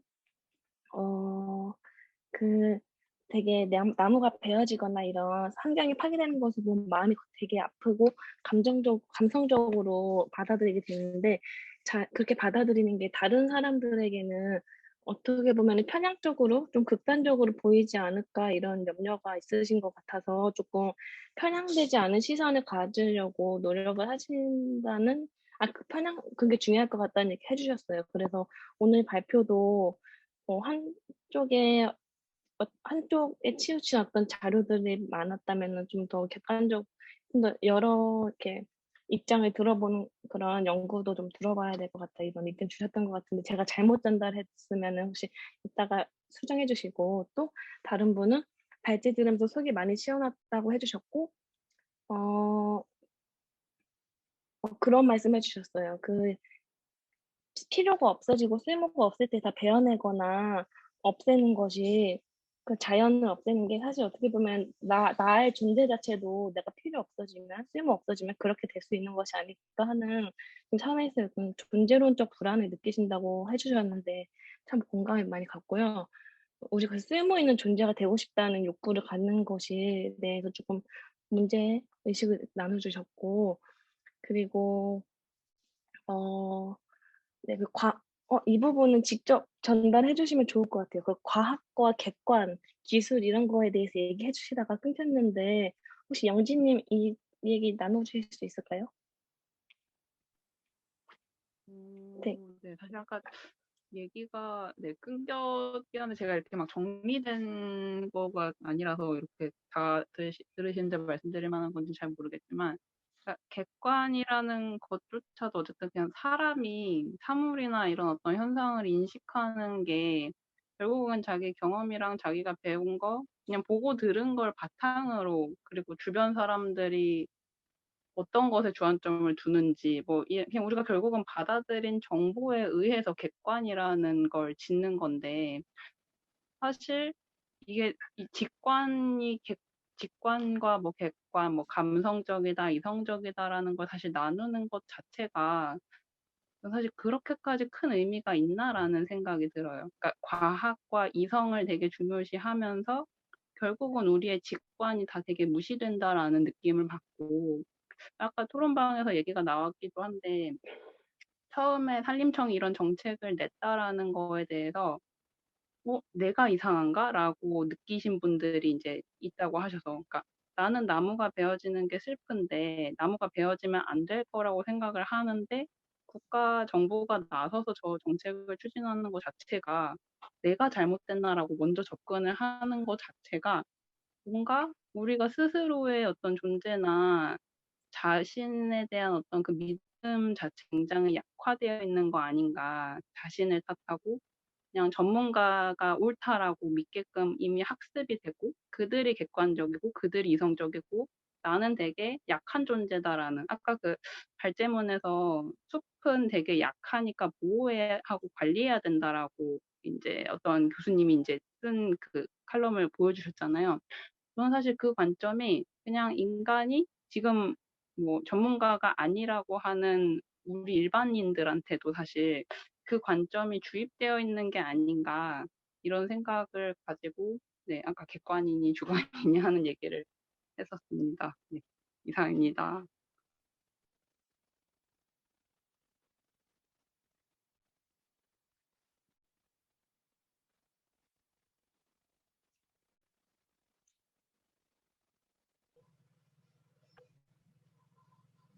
네, 중요한 말씀을 해주신 것 같아요. 오늘 발제문이랑도 관련이 깊었고, 네, 계속 말씀을 먼저 앞서 나온 소외실 얘기를 더 들어보려고 하는데요. 지금 소외실 두 곳이 남았어요.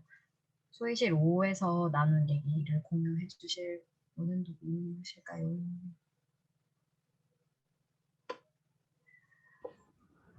저희 혹시 정해졌나요?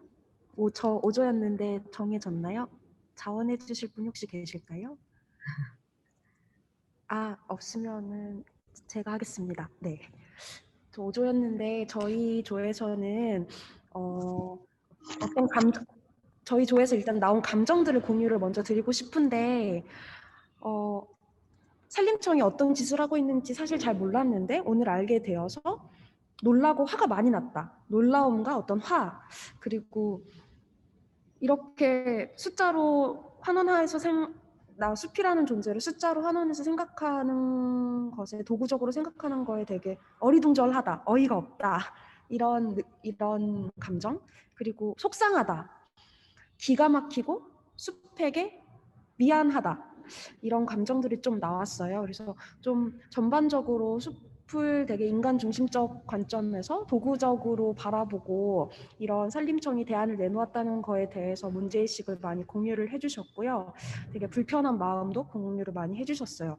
그리고 이제 저희 참가자분 중에 한 분이 은하수를 여행하는 히치하이커를 위한 안내서라는 그 소설도 있고 동명의 이 소설을 원작을 바탕으로 한 영화도 있는 이 영화가 떠오른다고 말씀을 해주셨어요. 이 영화가 어떻게 시작을 하냐면은 외계인들이 우주에다가 도로를 내려고 하는데 그 도로를 내야 되는 자리에 지구가 있어가지고 그 효용을 위해서 도로를 만들어야 되는 효용을 위해서 아예 지구를 밀어버리는 거에서부터 이 이야기가 스토리가 시작이 되거든요. 그래서 지구인이 자기 의지 어느 날 하루아침에 갑자기 지구라는 행성을 잃어버려가지고 이제 은하수를 이제 히치하이커가 되어가지고 이제 여행하는 이런 이야기인데 그런 그 영화 소설이 떠올랐다고 이제 공유를 해주시면서 어떤 효용에 의해서 혹은 효용이 없다고 해서 갑자기 외부에 의해서 하루아침에 이렇게 한마디로 죽음을 당할 수 있거나 나의 자유가 침해를 당한다는 게 이게 가당키나 한 일인가 라는 이야기를 해주셨는데 참 많이 공감이 엄청 되었어요. 그리고 이제 뭐든지 이제 기후위기 관련해서 숫자로 환원시켜가지고 환원시키는 그런 사고가 만연한데 이게 과연 맞는가라는 문제의식도 이제 공유를 해주셨고요. 그리고 이 산림청에 내놓은 이런 방안들이 되게 산림을 뭔가 건설업을 하는 것 같은 관점에서 바라보는 약간 게임을 하듯이 인간이 다 어떻게 조절할 수 있다는 그런 관점에서 바라보기 때문에 그런 나온 것이 아닌가라는 의견도 있었습니다. 네, 맞아요. 게임처럼. 네. 맞아요. 네, 류님 공유 감사드립니다. 마지막으로 회의실 6에서 나온 얘기를 듣고 대회의실 토론을 진행해 보도록 할까요? 그 전에 양해 말씀을 드리자면 지금 8시 50분 정도가 됐고 저희 예정된 시간이 9시인데 대회의실에서 조금 얘기를 나누려면 한 10분 정도 더 연장을 해야 될 것 같아요. 그래서 혹시 시간이 안 되시는 분들은 중간에 나가주셔도 되지만 질문이나 더 나눠주실 얘기가 있으시면 한 10분 정도 함께 해주시면 감사하겠습니다. 그 소회실 6 얘기 나눠주실 분 어디 계신가요?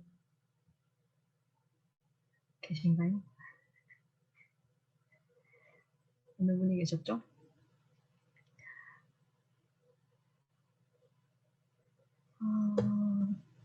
네, 멸종 반란 멤버가 들어가 있었던 것 같은데 안 계시면 대회실 토론으로 바로 넘어갈까요? 어떡하죠?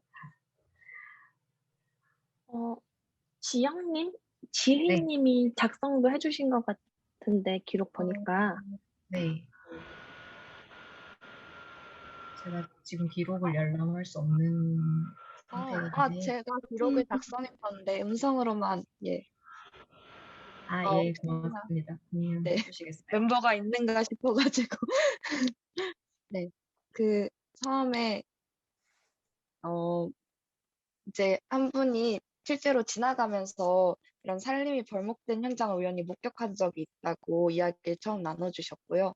그러면서 정말 뭔가 기사나 그런 나왔던 내용을 바탕으로 그런 근거로 산림청 사람들이 벌목을 하는가 그런 뭔가 놀라움 이런 마음이 들으셨다고 하셨고 이제 다른 분께서는 이제 팩트를 좀 더 알고 싶다고 사실 뭐 산림청의 목표나 환경단체의 목표가 어쩌면 같을 수 있을 것 같은데 뭐가 맞고 뭐가 효율적인지 더 이야기가 나와야 될 것 같다 이런 말을 해주셨어요. 그래서 뭐 오마이뉴스 기사나 아니면 산림청의 입장이나 들으면서 뭐가 진실인지 모르겠다고 그런 이야기를 계속 나눠주셨고 그래서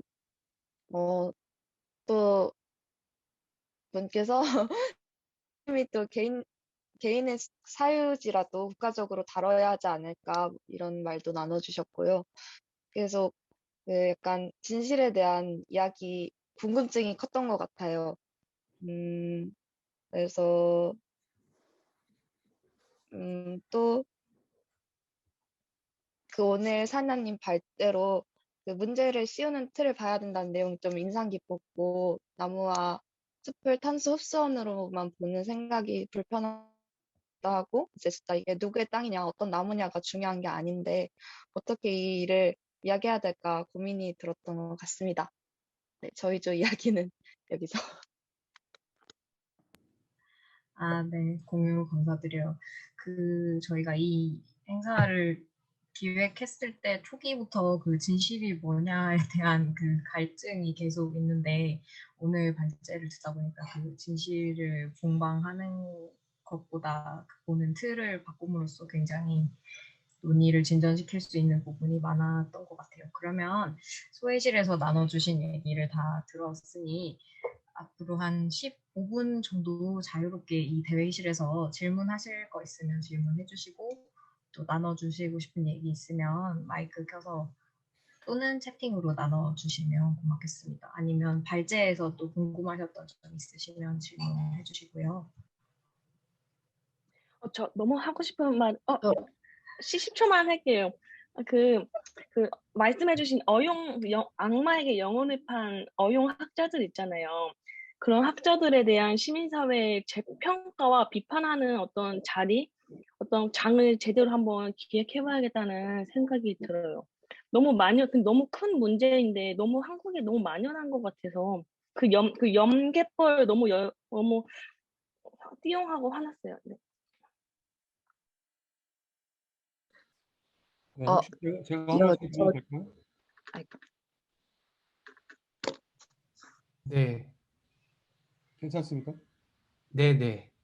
예, 저기 대토론장이라고 하셨나요? 제가 그 제목을 까먹었는데 여러분께서 이미 좋은 말씀 많이 해주셨는데 저는 발제하면서 40분이나 떠든 사람으로서 사실 더 이상 할 말이 뭐가 있겠습니까? 근데 여러분이 그 좋은 말씀 해주시니까 그래도 한마디 얹고 싶은 마음이 듭니다. 사실 오늘 멸종반론분들의 그 진지한 토론의 모습이랑 저 되게 감동받았어요.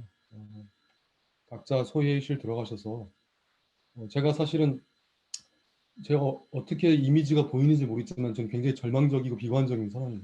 그래서 그런데 오늘 멸종반론 분들 뵙고 나니까 기분이 한결 낫네요. 좀. 그래서 일단 그 말씀을 좀 드리고 싶고요.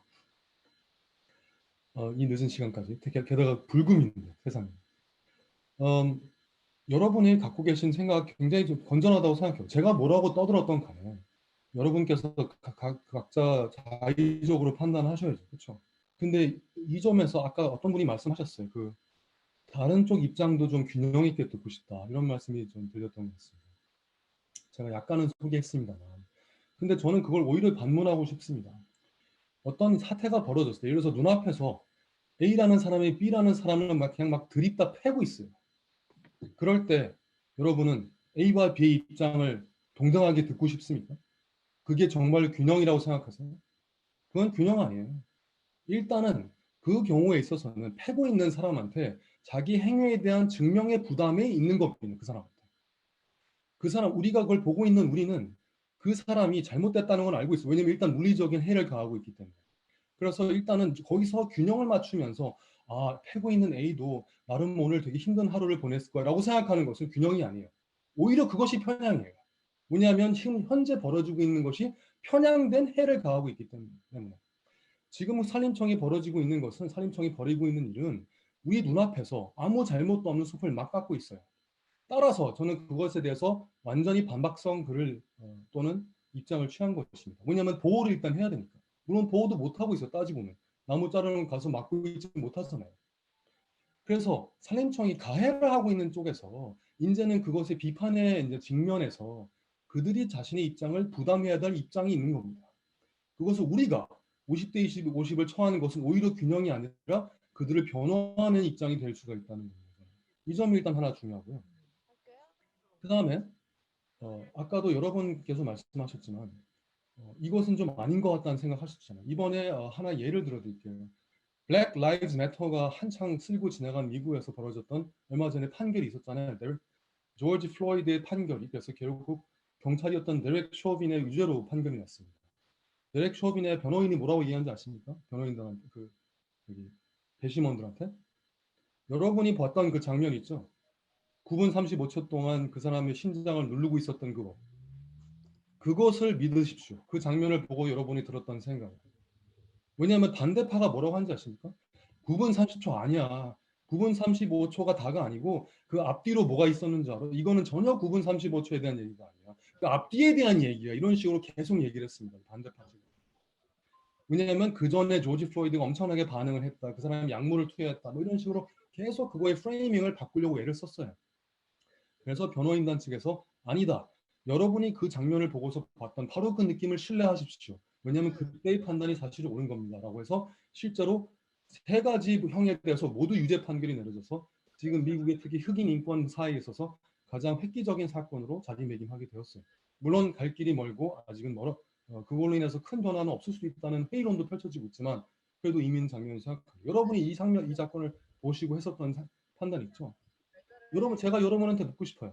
여러분이 보시기에 살림이 저 정도로 아작났는데도 불구하고 어떤 나무는 좀 더 산소를 더 잘 저장한다는 전문가들 우리가 모두 수용한다고 생각합시다. 그 사실 자체를. 받아들일 수 있습니까? 진짜 괜찮아요? 만약에 그래서 그 나무들을 다 베고 좀 더 산소 흡수력이 좋은 나무를 심는 거 다 인정했다고 칩시다. 할 수 있는 일입니까? 그 정도의 국토를 아작내는 것이? 그 약간의 차이를 가지고 아니면 약간이 아니라고 진짜 100번 물러나서 상당한 차이가 있다고 칩시다. 탄소 흡수력에. 그래도 정당합니까? 그걸 수용할 수 있습니까? 저는 절대로 수용할 수 없습니다. 그래서 거기에 설사 탄소 흡수력이 엄청난 차이가 있다 하더라도 그걸 이유로서 멀쩡히 있는 서식지를 마음대로 파괴하는 것 자체는 그 어떤 이유로도 정당할 수 없다는 거예요. 여기서의 그 탄소 전문가들의 논의는 무의미하다는 겁니다. 사실은 원래 제대로 논의한다면 사실은 여기서 제대로 구체적인 논의 자체가 양보하고 있는 거예요. 그거에 대해서 얘기를 하고 있다는 사실 자체가. 왜 우리가 탄소 흡수량 자체에 대한 그 쓰잘데기 없는 아무것도 아닌 주제에 대해서 왜 얘기를 해야 됩니까? 그 나무의 탄소 흡수량이 어떻든 그 나무의 개성이 어떻든 나무의 입냄새가 어떻든 무슨 상관이에요 사실. 아무 상관없는 거예요 사실. 그럼에도 불구하고 그것을 하나의 정당한 주제로 인정해달라고 하는 산청에 이미 사실은 협조하고 있다는 겁니다. 사실. 이 논의를 계속 후퇴하면 후퇴할수록 결국 그쪽으로 기결하게 됐어요. 산림과학원과 산림청이 말하는 뭐가 좀 더 흡수를 잘하냐. 30년이 지나면 진짜 내려가냐 안 내려가냐. 중요하지도 않다는 겁니다. 인정해도 심지어. 그리고 다 인정해도 게다가 약간의 양적인 차이. 진짜 탄소 배출이 중요하고 진짜 기후변화가 중요하다면 늘려야죠. 숲을. 당연히. 그렇죠. 이미 하고 있는 것도 탄소 흡수 하고 있는 건 산림청도 다 인정합니다. 그럼 당연히 늘려야죠. 왜 교체를 합니까? 왜? 교체에 대한 아무런 정당성이 없어요. 교체에 대한. 그냥 행정구역상 지 담당이 아니라는 것밖에 없어요. 그렇기 때문에 사실 이것은 너무너무 명백하게 잘못된 논리라는 거예요. 여기서 균형 따위 필요 없다는 겁니다. 저는 멸종반란 분들께서는 특히 제가 봤을 땐 굉장히 건전한 시각이지만 제가 일부러 강력하게 마지막으로 한마디 드립니다. 저 이 다음에 어차피 발언 기회 없을 거잖아요. 이제 집에 가야 될 거 아니에요. 네. 충분히 균형 맞추셨어요. 이 정도면 충분하고 여러분의 이성적인 태도 다 취하셨는데 행동의 방향은 정해졌다고 생각합니다. 감사합니다. 네, 사실 해서는 안 되는 일이라는 게 너무 명백한데도 뭐 감정적이라는 이 사실을 따져보자느냐 하면서 논의를 자꾸 호도하는 경우를 많이 보는 것 같아요. 네, 속 시원하게 말씀해 주셔서 감사하고 초롱님께서 박사님께 질문이 하나 있다고 하셔서 들어보도록 할게요. 혹시 발언 의사가 있으신 분들은 미리 손을 들어주시면 네, 돌아가면서 말을 하면 될 것 같습니다. 초롱님 계세요? 예, 네, 제가 여쭤보고 싶은 거는 아까도 그 소회의실에서도 말씀을 좀 드렸었는데, 제가 이러한 반대 의견이 있다, 이런 얘기를 했었을 때, 그 사람, 클리마투스로 살아가기 카카오 프로젝트에 있던 그 사람은, 이게 원시림과 국내 수종과 1대1 비교가 어렵다, 이런 식으로 논리를 얘기를 했었거든요. 그때 당시에는 제가 어떠한 그런 구체적인 지식이 없기 때문에 아무런 얘기를 할 수가 없었는데, 우리가 지금 얘기하고 있는 건 뭐 나이에 따라서 얘기를 하고 있는 것도 사실 말이 안 되는데, 그 해외 원시림 뭐 이런 것과 국내 수정으로 하는 건 1대1 비교가 어렵다, 이렇게 얘기하는 그런 사람들에게 어떠한 얘기를 하면 좋을지 들어보고 싶습니다. 네, 감사합니다. 뭐 제가 다 답 있는 거 알지만 제가 그래도 답하고자 하는 할 말은 많습니다. 여러분이 들어줘서 감사한데 일단은요, 제가 일단 보내드린 논문과 아까 전에 제가 발제했었던 논문들에서 대부분의 논문들은 그냥 원시림만을 다루고 있지 않아요. 그 자체 논문들이. 제가 네이처 논문 들이댄 것도 이미 거기에 제가 10년짜리 숲과 300년짜리 숲까지 같이 다루고 있어요. 그런 논문에서 이미 검토하는 숲의 대상 자체가 무슨 원시림만 얘기해서 한국엔 전혀 적용 대상이 아닌 것을 그냥 해외 논문을 그냥 억지로 갖다 붙여서 이거 아니에요. 그런 논문 자체가 사람이 상당히 손대는 숲에서부터 원시림까지 그 레인지를 다양하게 두고 거기서 데이터를 추출한 걸 가지고 하는 얘기입니다. 대부분의 경우에는. 만약 누군가가 뭐 논문이냐 이런 건 다 해외에 해당되는 거고 우리나라는 해당 사항 없다는 식으로 말하잖아요. 아니 우리나라 숲이 얼마나 특이하길래? 우리나라는 우리나라 숲은 나무가 나와서 걸어다닙니까? 아니 그 다리가 나와서? 우리나라 아니 이런 식의 얘기는 오히려 국민을 무시하기 때문에 하는 말이에요. 사실 왜냐하면 데이터가 나와 있는데 그냥 구글 스컬러에 들어가면 사실 거기에 초록만 읽어봐도 어느 정도는 다 나와 있는 얘기를 가지고서 너는 안 읽어볼 거니까 내가 함부로 얘기할게라고 하는 굉장히 잘못된 자세가 이미 거기 들어가 있어요. 전혀 외국 경우의 그런 논문이라고 해서 원시림만 해당하는 거 결코 아닙니다. 그리고 더 중요한 건 뭐냐면 원시림이 진짜로 더 우수하다는 결과가 나왔다고 칩시다. 그렇다면 우리가 이제 이미 조림을 벌써 50년 동안 했는데 그러니까 오히려 원시림을 향해서 가야 된다는 논리가 더 구축될 수가 있어요. 그 논리에서. 왜 중간에서 갑자기 멈춥니까? 원시림으로 가야 더 좋다는 얘기가 나와 있는데 이미 연구로서. 왜 갑자기 30년, 40년 됐으니까 이제 그만 중단, 다 영세로 돌아가. 이게 왜 말이 됩니까? 사실 자체가 그런 논리로 봐도 말이 안 되는 거예요. 이게 그렇기 때문에 국립산림과학원이나 이런 쪽의 과학자들도 사실 이런 토론 자리에 잘 안 나옵니다. 할 말이 없기 때문에. 여러분이 그래도 국가에 대해서 일말의 신뢰를 갖고 있는 건 좋아요. 저도 상대방이 누가 되고 너무 악마화하는 건 좋지 않다. 저도 산림과학원에 다니는 모든 사람들이 사실 삼지창 들고 있다고 생각하진 않아요. 사실은. 하지만 그렇다고 해서 그분들이 지금 굉장히 옳은 입장을 취하고 있는 것은 아닙니다. 그래서 그 신뢰가 있고 그들과 인간적으로 대하고 토론해야 되는 건 맞습니다만 그들이 펼치고 있는 그 얄팍한 논리는 조금만 찾아보면 다 금방 뒤집어지는 것들인데 너무 일반 국민을 무시하면서 하는 게 많다고 저는 생각해서 사실 그 부분도 화가 나요. 산림청에서 나무만 벌채하는 게 아니라 국민들의 의식을 벌채하고 있어요. 제가 봤을 때는. 그 자체가 황당하다는 겁니다. 저는. 그래서 그거에 대해서도 우리가 쉽게 물러서면 안 되는 것이고 그냥 인격 모독으로서도 할 말이 많다는 거예요. 산림청에 대해서. 제가 여러분과 같이 좋은 분들을 만나서 오늘 약간 업이 돼서 약간 좀 흥분해서 모니터라 이제 침이 튀어라 얘기를 하고 있는데 사실은 그런 면에서 사실은 우리 같은 여러분 같은 사람들이 할 일이 많고 계신 것만으로도 굉장히 큰 의미가 있다고 생각이 듭니다. 그래서 여러분이 갖고 있는 회의론, 과학적 사고, 이성적 사고와 뜨거운 열정, 가슴 그 조합을 절대 버리지 마시고 계속해서 이어나가시길 정말 당부드리고 저는 한 명의 심으로서 아까 처음에 말씀드렸듯이 감사의 말씀드립니다. 저도 말씀드려도 될까요? 시간 되나요? 네, 어디 계시죠? 네, 저는 오늘 처음 참여하고 관심이 있어서 보게 되는데요. 지금 박사님께서 좋은 이런 운동하고 계시고 정말 상식적으로 생각했을 때도 멀쩡한 나무 아무리 30년이 됐든 나무를 자른다는 거는 지금 시대에는 좀 신중하게 생각해야 될 그런 부분이라고 생각하고요. 그런데 좀 더 이런 문제에 대해서 좀 설득력이나 이해가 잘 되기 위해서는 일반 시민들한테 좀 더 쉽게 설득력 있게 전문적으로 과학적인 근거로 접근해야 될 것 같다는 생각이 들었어요.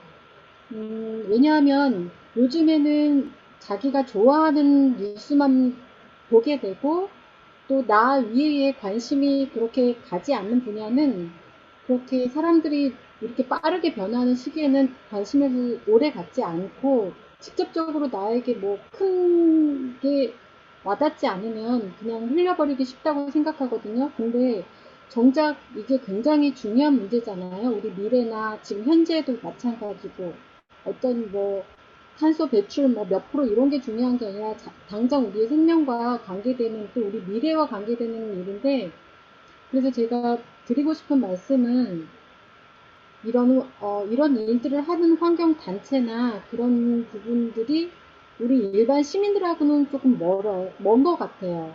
좀 더 이런 부분들이 사회에 많이 그 미디어에 노출이 되거나 뭐 시민 단체로 이렇게 어떤 그 연맹을 맺거나 해서 이런 문제가 있을 땐 어디에 좀 알아보고 어느 사이트에 들어가 너무 그런 부분들이 지금 잘 모르겠어서 이게 벌목이 이렇게 되는 뭐 여러 가지 이유가 있겠지만 사실 미디어에서 제가 이렇게 찾아보지 않는 이상은 뭐 뉴스나 이렇게 나올 텐데 그런 부분에 있어서 조금 대중화시키는 것도 굉장히 중요한 일이라고 생각이 들어요.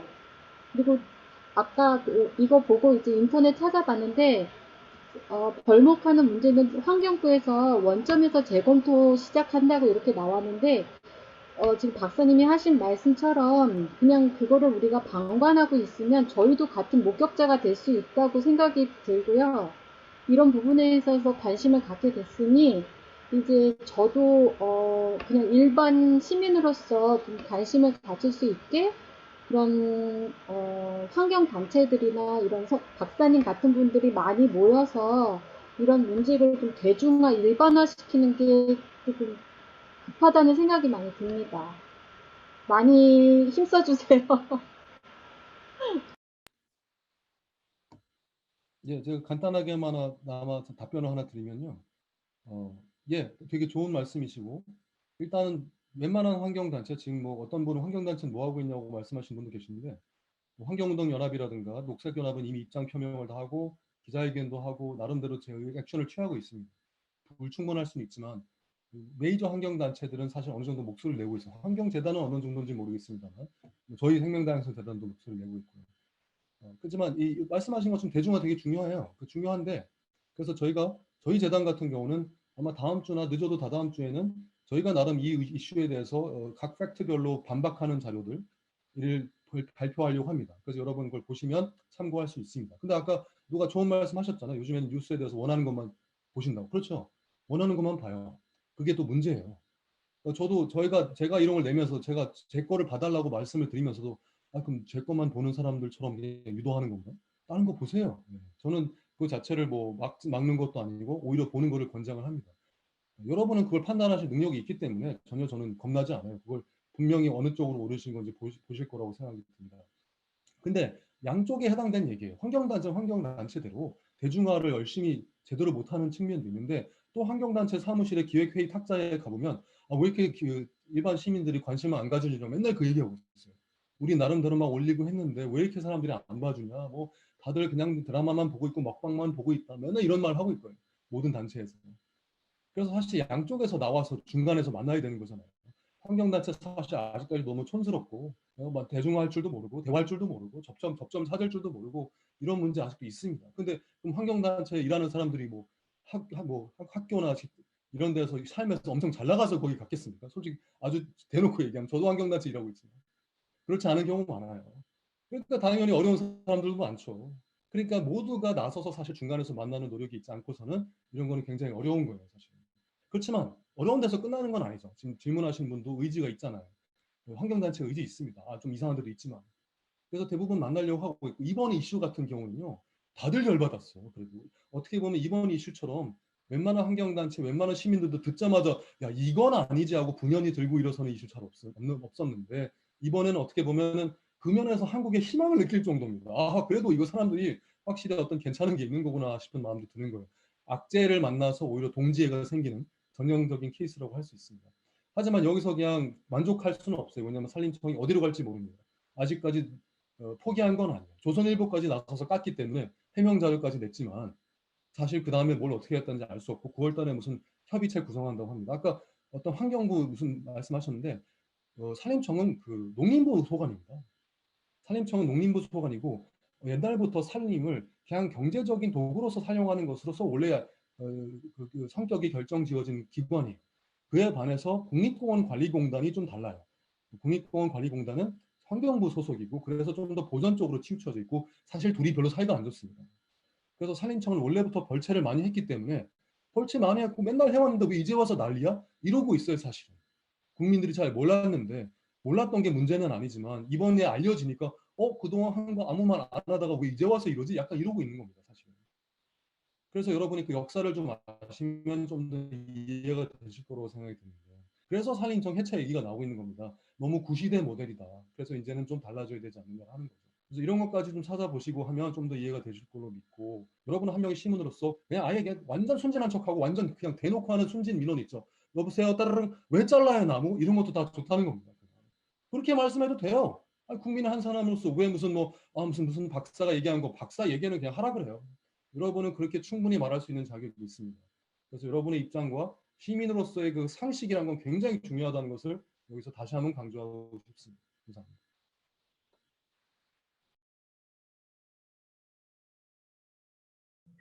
네, 감사합니다. 여기 오신 분들도 각자의 직관을 믿고 각자 있는 자리에서 행동하시면 좋을 것 같아요. 아까 제가 발언하시고 싶다고 했는데 놓친 분이 있어서 아직 계신 것 같은데 이상경님 혹시 아직 계시면 발언 이어주실 수 있을까요? 네, 네. 들리시나요? 아, 네.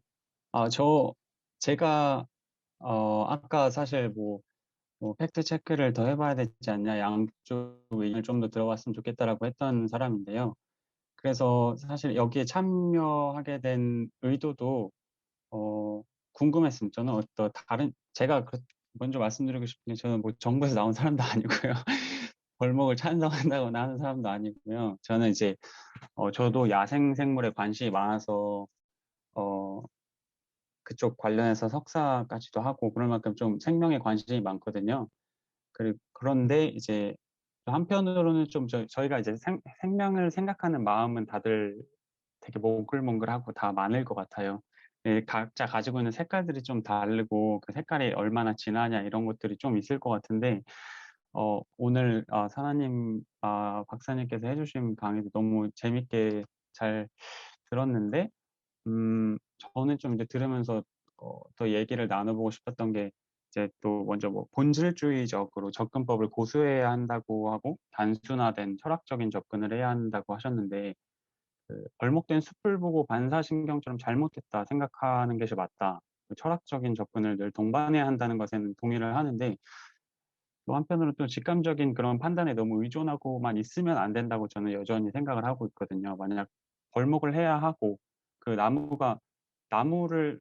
나무라는 한 생명만 놓고 봤을 때는 당연히 벌목한다는 것이 가슴 아픈 일이지만 임업을 하는 곳에서 벌목된 나무들을 보고 우리가 직관적으로 잘못됐다고 말을 하면 그 임업을 하시는 분들을 또 욕하게 되는 건가? 이런 질문도 들고 또 철학적, 도덕적 관점을 유지하면서 또 다른 이제 경제적인, 문화적인 아니면 정치적인 측면도 함께 항상 생각을 해야 되는 게 맞지 않나 생각이 듭니다. 그냥 충돌하지 않을 이슈가 없다고 생각을 해요. 그래서 더 과학적인 자료로 팩트 체크를 해가면서 접근하는 게 직관적으로 접근하는 것보다 옳지 않나 이런 생각이 듭니다. 그리고 또 이제 두 번째로 그 박사님께서 말씀하신 게 숲이 탄소 얼마나 저장하느냐 식의 과학 자료들 가지고 얘기할 게 아니라고 하셨는데 저희가 뭔가 항상 여기 멸종 반란 그리고 하나 박사님도 그렇고 저도 그렇고 항상 주장할 때 의지해야 할 게 이렇게 과학적인 자료들 있잖아요. 그리고 과학적인 자료들 저도 생태학자도 아니고 해서 잘 모르지만 그 분야의 이제 전문가라고 이렇게 그 분야에서 또 열정을 갖고 한 사람들이 연구를 하고 조사한 건데 그런 조사들의 아직 컨센서스가 이루어지지 않은 거라고 제가 알고 있습니다. 그 얘기해주신 그 하나 언급해주신 자료에 그 미국의 14년도 네이처지에 실린 거 그 스테펀 그분이랑 또 작년 19년인가 영국의 노팅엄 대학에서 이제 좀 숲이 탄소를 얼마나 저장하느냐 그리고 그 활용도 그런 거에 대한 프로덕티비티 이거를 물론 말씀하시는 걸 다 안 좋아하시는 건 알겠지만 그런 거에 대한 논의가 있었는데 맞다 아니다 서로를 인정하면서도 나무 한 개체에 대해서 이야기한 것이다 아니면 나무 그 군집에 대해서 얘기한 것이다 해서 아직 뭔가 그 탄소 저장 능력과 숲의 활용도 그런 숲의 능력 이런 탄소 포집 능력 이런 거에 대해서는 컨센서스가 일어나지 않았는데 그걸 자료들 한 자료만 너무 한쪽 자료만 믿기에는 좋지 않나. 그래서 다 같이 생각을 해봐야 되는 것이 아닌가. 또 생각이 들고 또 이제 자신도 틀릴 수 있다는 겸손함에 대해서 아까 강의를 하면서도 말씀하셨는데 오히려 그거에 대해서도 제가 우리 또한 계속 생각을 했으면 좋겠다는 생각을 했습니다. 우리가 생각하는 그리고 우리가 믿고 있는 것도 틀릴 수 있다는 것을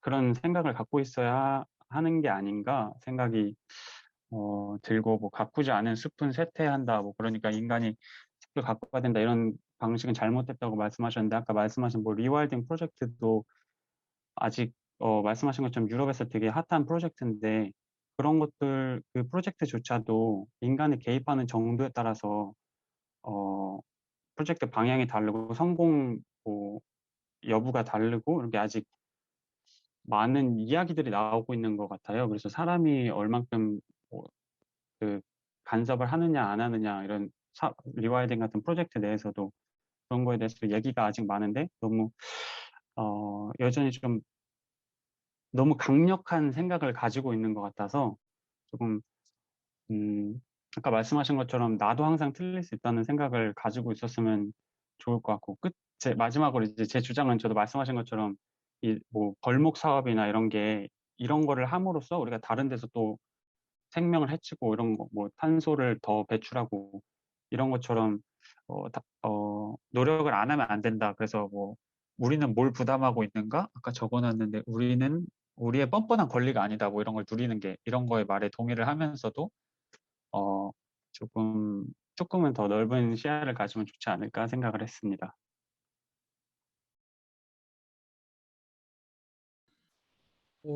좋은 말씀 많이 해주셨는데 저도 그 다음에 한마디는 해야 되겠죠. 그렇죠. 분위기상. 일단 맞습니다. 저도 그런 식의 그 회의론적인 영어로 스캡티컬하다고 하죠. 특히 직관에 너무 의존해서는 안 된다. 당연히 맞는 말씀입니다. 제가 만약 직관에 의존해라 라는 식으로 만약 메시지를 들었다면 그건 제 표현이 잘못된 것 같아요. 저는 직관이라고 하는 기준을 명확히 아래 갖고 있어라는 뜻이죠. 제가 말하고 싶었던 것은 그걸로 모든 걸 판단하라는 뜻은 아니에요. 당연히 데이터 기반적 판단을 하되 어차피 원래 과학이라는 것은 가치 판단 체계는 아니에요. 데이터를 바탕으로 어떤 결론을 낼 수 있지만 그걸로 정책 또는 어떻게 살아야 된다라는 당위의 문제는 또 가치 판단 영역이라 그것은 또 새로운 판단력을 요구합니다. 스캡티컬은 가지긴 가져야 되지만 근본적인 판단으로서의 인문학적 판단 기준을 갖고 있어야 된다는 거예요.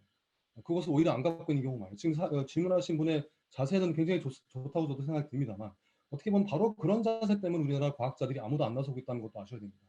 왜냐하면 웬만한 이슈에 대해서 뭐라고 나와도 사실은 그거에 대해서 사실 컨센서스가 이루어져 있지 않고 반대되는 연구가 있어서 그 어떤 것도 기후변화도 마찬가지예요. 그 어떤 것도 사실은 반대 입장을 취할 수 있다는 것을 얼마든지 객관적으로 정립할 수가 있어요. 사실 그렇기 때문에 웬만해서는 과학계 안에서 최대한 스캡티시즘에 대해서 굉장히 충실하게 행동을 하면 어디로 나갈 수 없을 정도가 됩니다. 사실은 진짜 제대로 하면. 그래서 지금 마이클 만 같은 사람이 뭐 기후변화에 대해서 굉장히 목소리를 많이 내고 있는데 그분에 대해서 비판적인 과학자 많이 있어요. 사실 과학자들 중에서 이런 이슈에 대해서 말을 안 한 이유가 바로 거기 있습니다. 마치 자기는 여러 가지 입장이 있을 수 있고 계속 새로운 데이터가 나오고 있는데 그 해석에 대해서 단편적이고 편향된 해석을 하면 그냥 활동가나 다름없지 않나 라는 생각을 해서 일부러 아무 쪽도 무게를 실어주지 않고 결국 대중화에 대해서 아무런 사회가 나가는 방향에 대해서 얘기를 못하는 사람도 많습니다. 그 사람이 대부분이에요. 한국에서는. 그리고 오히려 그걸 핑계로 이용을 합니다. 나는 과학자이기 때문에 한쪽으로 무게가 실는 얘기를 하면 안 된다. 기후변화도 그래서 그렇게 오래 걸린 겁니다. 사람들이 대중 이런 사회에서 이런 식으로 문제가 됐다고 하는 것을 과학자들이 그냥 자기 전문 영역에만 갇혀있지 않고 이대로는 안 되겠다고 말하는데 그렇게 오래 걸린 시간 이유가 그 스캡티시즘 때문이에요. 스캡티시즘 자체는 건강하고 좋은 겁니다. 하지만 한없이 밀고 나간다면 그건 핑계밖에 되지 않아요. 그 점도 되게 중요합니다. 게다가 아까 그 맥락이 뭐죠? 중립적 맥락이 아니에요. 한쪽은 A가 B에 대해서 엄청난 어그레션을 보이고 있는 상황이에요. 그렇죠. 그냥 아무것도 안 하고 있는 중립 상황이 아니라 A가 B에 대해서 엄청난 가해를 하고 있고 국가의 자연에 대해서 엄청난 파괴를 하고 있는 상황에선 회의론 때문에 그냥 무한정 그냥 난 검토하고 싶다? 그러면 그 입장 자체는 effectively, 효과적으로 오히려 어그레서 쪽에 붙는 경우가 많습니다. 그 점도 아셔야 돼요. 아무 중립적이라고 판단한다고 해서 중립으로 끝나지 않습니다. 세상의 일이라는 것은. 그렇기 때문에 정말 철학적으로 돌아가면 어려운 일이긴 하지만 진짜로 가치 판단이 진짜로 가능한가? 과학이라고 하는 어떤 상황에서 가치 판단이라는 것이 사실은 서로 접목될 수 있는가에 대해서 진짜 문제가 되는 과학적, 철학적 논의할 수 있습니다. 하지만 현실에서 진짜로 파괴가 되고 있는 상황에서도 끝까지 중립은 중립이 아니다. 저는 그렇게 말할 수 있다고 생각합니다. 틀릴 수 있다고 하는 거 당연히 저도 얘기했었고 지금 질문하신 분도 언급하셨어요. 칼 퍼퍼식의 말하는 반증 가능성의 원리를 늘 우리는 인지하고 있어야 됩니다. 하지만 반증될 때까지는 강력하게 밀고 나가는 거예요. 반증이 되는 그 순간에서는 깨끗이 인정해야 됩니다. 내가 틀렸다는 것은. 하지만 반증이 되기 전까지는 내가 옳다고 생각하는 근거가 충분히 있고 그것이 합리적이라고 생각하면 정말 제대로 밀고 나가는 거예요. 그것이 반증 가능성이지 매 그 여정의 그 단계마다 나 틀릴 수 있어, 나 틀릴 수 있어, 나 틀릴 수 있어. 그렇기 때문에 할 말이 없어는 아닙니다. 물론 질문하신 분이 그걸 주장했다는 뜻은 아닙니다만 그 입장을 극단적으로 끌고 나가면 그렇게 될 수 있다는 뜻이에요. 제가 직관적인 어떤 것을 강조는 했지만 제가 제 발표한 것에서 데이터를 들이대지 않은 건 아니지 않습니까? 네이처 연구를 아까 전에 비판하셨는데 네이처 연구만 있지 않아요. 수많은 연구가 있어요. 오히려 예전에 허친슨이 처음에 그 요즘에 나오는 논문들은 어떤 식으로 인트로덕션을 시작하는지 아세요? 기존의 논문들은 그동안에 산림이 오래되면은 탄소 흡수력이 중성화된다, 뉴트럴해진다는 것이 기존의 추정이었다. 하지만 최근에서는 반대 연구가 많이 나오고 있다는 것이 요즘에 그런 논문들의 인트로덕션이에요, 대부분. 그 한 논문에 네이처 논문 2014년에 해당되는 게 결코 아닙니다. 그것은 오히려 질문하신 분께서 그걸 축소해서 말씀하시는 거예요. 그것이 현재 트렌드는 아니라고 하는 것이 더 많이 나오고 있는 트렌드예요. 논란이 요즘은 당연히 많이 있죠. 정설화되지 않았어요. 웬만한 건 아직 정설화되지 않았어요. 하지만 그 정도로 오히려 옛날 거 뒤집고 있는 쪽으로 많이 나오고 있는 판에서 한국은 역행하고 있는 겁니다. 실제로 한국이 하고 있는 이번의 사례 같은 국제 사례는 제가 아는 범위 내에서는 없어요. 그 정도의 상황이라는 맥락을 언제나 안고 있어야 된다는 겁니다. 저도 empirical 데이터, 실험적 데이터와 객관화된 데이터에 대한 판단, 그것의 근거를 가지고 와서 하는 판단에 대해서 전혀 반대하지 않아요. 하지만 그것을 갖고서도 어이없다는 주장이라는 걸 제가 아까도 말씀드렸어요. 그 점을 다시 한번 강조하고 싶고 제가 만약 그런 데이터조차도 무시하고 이 논리를 전개했다고 생각하시는 분은 다시 한번 저를 챌린지 하세요. 그럼 제가 다시 한번 제 논리를 구성해 드릴 테니까. 하지만 저는 그렇게 했다고 생각하지 않습니다. 질문하신 분도 그 정도의 수준으로 하셨다고 생각하지는 않습니다. 저도 건강한 수준에서 제기했다고 물론 생각이 듭니다만 저도 한번 또 강력하게 답변을 드려야 그 전에 제가 했었던 노선과 맞겠죠. 그래서 이렇게 또 한번 답을 드렸습니다.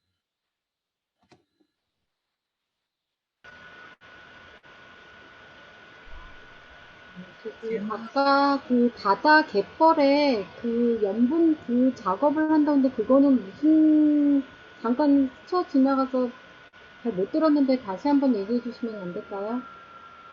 네, 빠르게 말씀을 드리면 습지도 사실은 굉장한 탄소 저장원이고 특히 이탄층이 많은 습지일수록 저장이 많이 됩니다. 탄소가.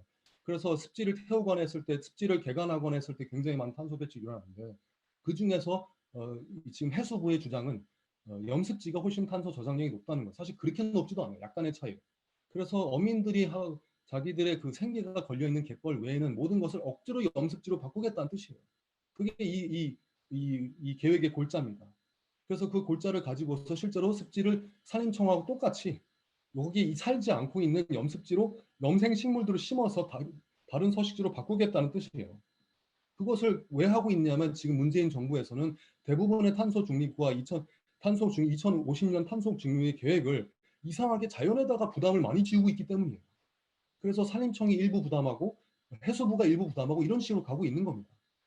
그게 황당한 거죠. 우리가 사실은 그걸 배출하고 있는 인간 경제 체제에서 가장 중요한 부분, 거대한 부분을 부담하고 나머지 약간 찌끄레기를 약간 부담해도 약간 미안하게 죄송한데 좀 해주시겠어 이래도 그냥 시원찮을까요? 근데 오히려 전체적으로 큰 것을 그 자연에다 덤핑 씌우고 있는 상황인 거예요. 이게 정확하게 해수부가 산림청과 구조적으로 일치하는 사업을 하고 있다고 저는 생각을 하고 실제로 한번 찾아보세요. 똑같은 식의 논리를 펴고 있습니다. 그래서 이것은 제가 문제 제기한 것만으로도 아마 여러분 검색을 통해서 배우실 수 있을 거라 생각해서 이 정도만 설명드릴게요. 네. 상영님 쉽지 않은 질문이셨을 텐데 용기를 내서 발언을 해주셔서 저희가 더 좋은 논의로 발전을 할 수 있었던 것 같아서 감사의 말씀을 드리고 싶어요. 네. 이런 자리가 되기를 소망하면서 준비를 했었는데 너무 감사드리고 지금 저희가 사실 9시까지 준비를 했었는데 많은 분들이 되게 집중하면서 참여해주고 계셔서 지금 9시 25분이 됐어요. 그래서 공식적으로는 질문을 딱 하나만 더 받고 마무리를 하고 이후에 더 남아서 얘기를 하고 싶으신 분들이 계시면 자유 토론을 해보려고 하는데 혹시 마지막 질문 해주실 분? 손이 빠르신 분이 이 기회가 갑니다. 계신가요? 아니면 발언 나누고 싶은 말씀이라도 있으시면 안 계신가요? 저 아까 김영지라고 하는데요. 네. 네, 듣다가 저도 이제 조금 생각나는 게 있어서 좀 나누고 싶어서 말씀드리자면, 네, 오늘 일단 토론 자리 마련해 주셔서 너무 감사하고 정말 많은 도움이 될 것 같습니다. 사람들한테 이런 어떤 이야기를 좀 더 하는 데 있어서.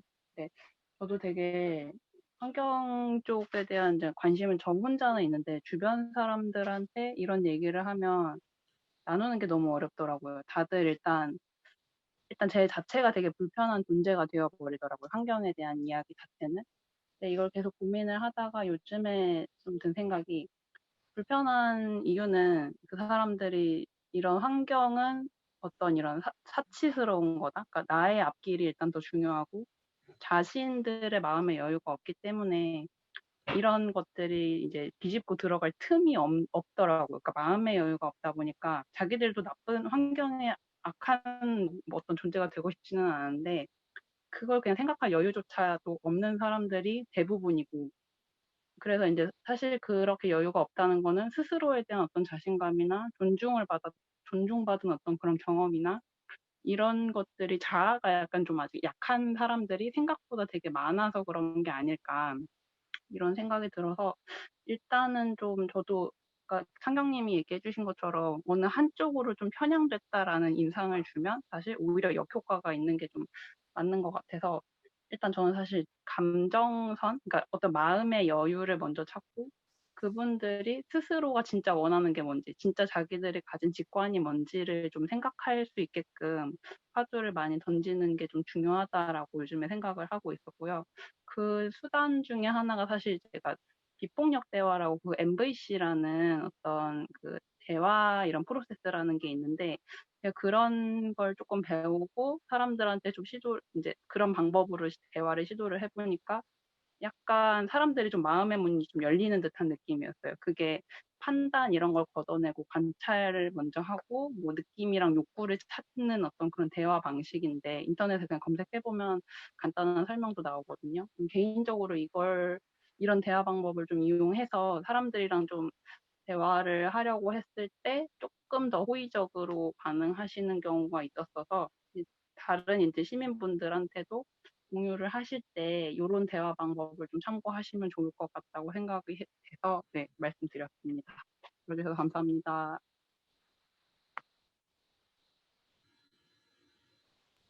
비폭력 대화는 저희 멸종반란 활동가들도 많이 연습을 하고 관심을 가지고 있는 부분이에요. 혹시 이 자리에 계신 분들 중에서 좀 낯서신 분이 있다면 한번 알아보고 관심 가져주시길 부탁드리겠습니다.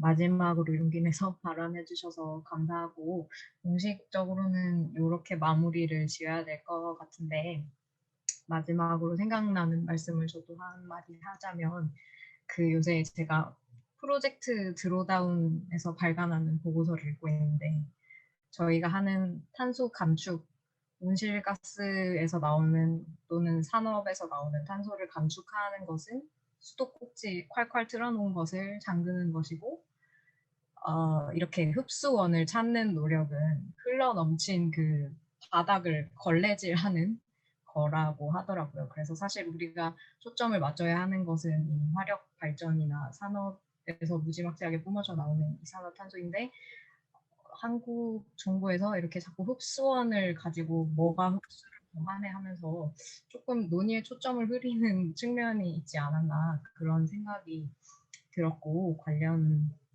기사는 이미 많으니 저는 이 정도로 하고 그리고 그 김사나 박사님이 활동하고 계시는 생명다양성 재단에서 생태와 그 우리의 조화를 꾀하는 많은 컨텐츠가 있고 활동을 하고 계시니 많은 관심 가져주시길 바라고요. 마지막으로 홍보를 하나만 하고 마치도록 하자면 저희 5월 30일 10시 반에 DDP 피포지 파트너십 포 그린 얼스 정상회담 자리 옆에서 지구를 위한 소풍이라는 작은 모임을 기획하고 있어요.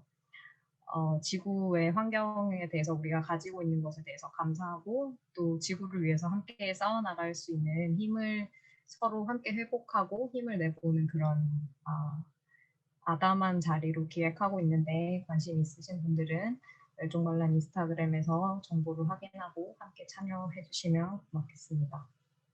그러면 공식적인 시간은 30분이나 연장이 되었는데 모두 함께 해주셔서 감사하고 여기까지 하도록 하고요.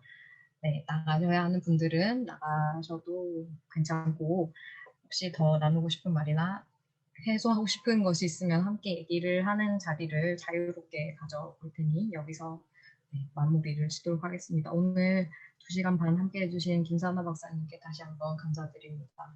고맙습니다.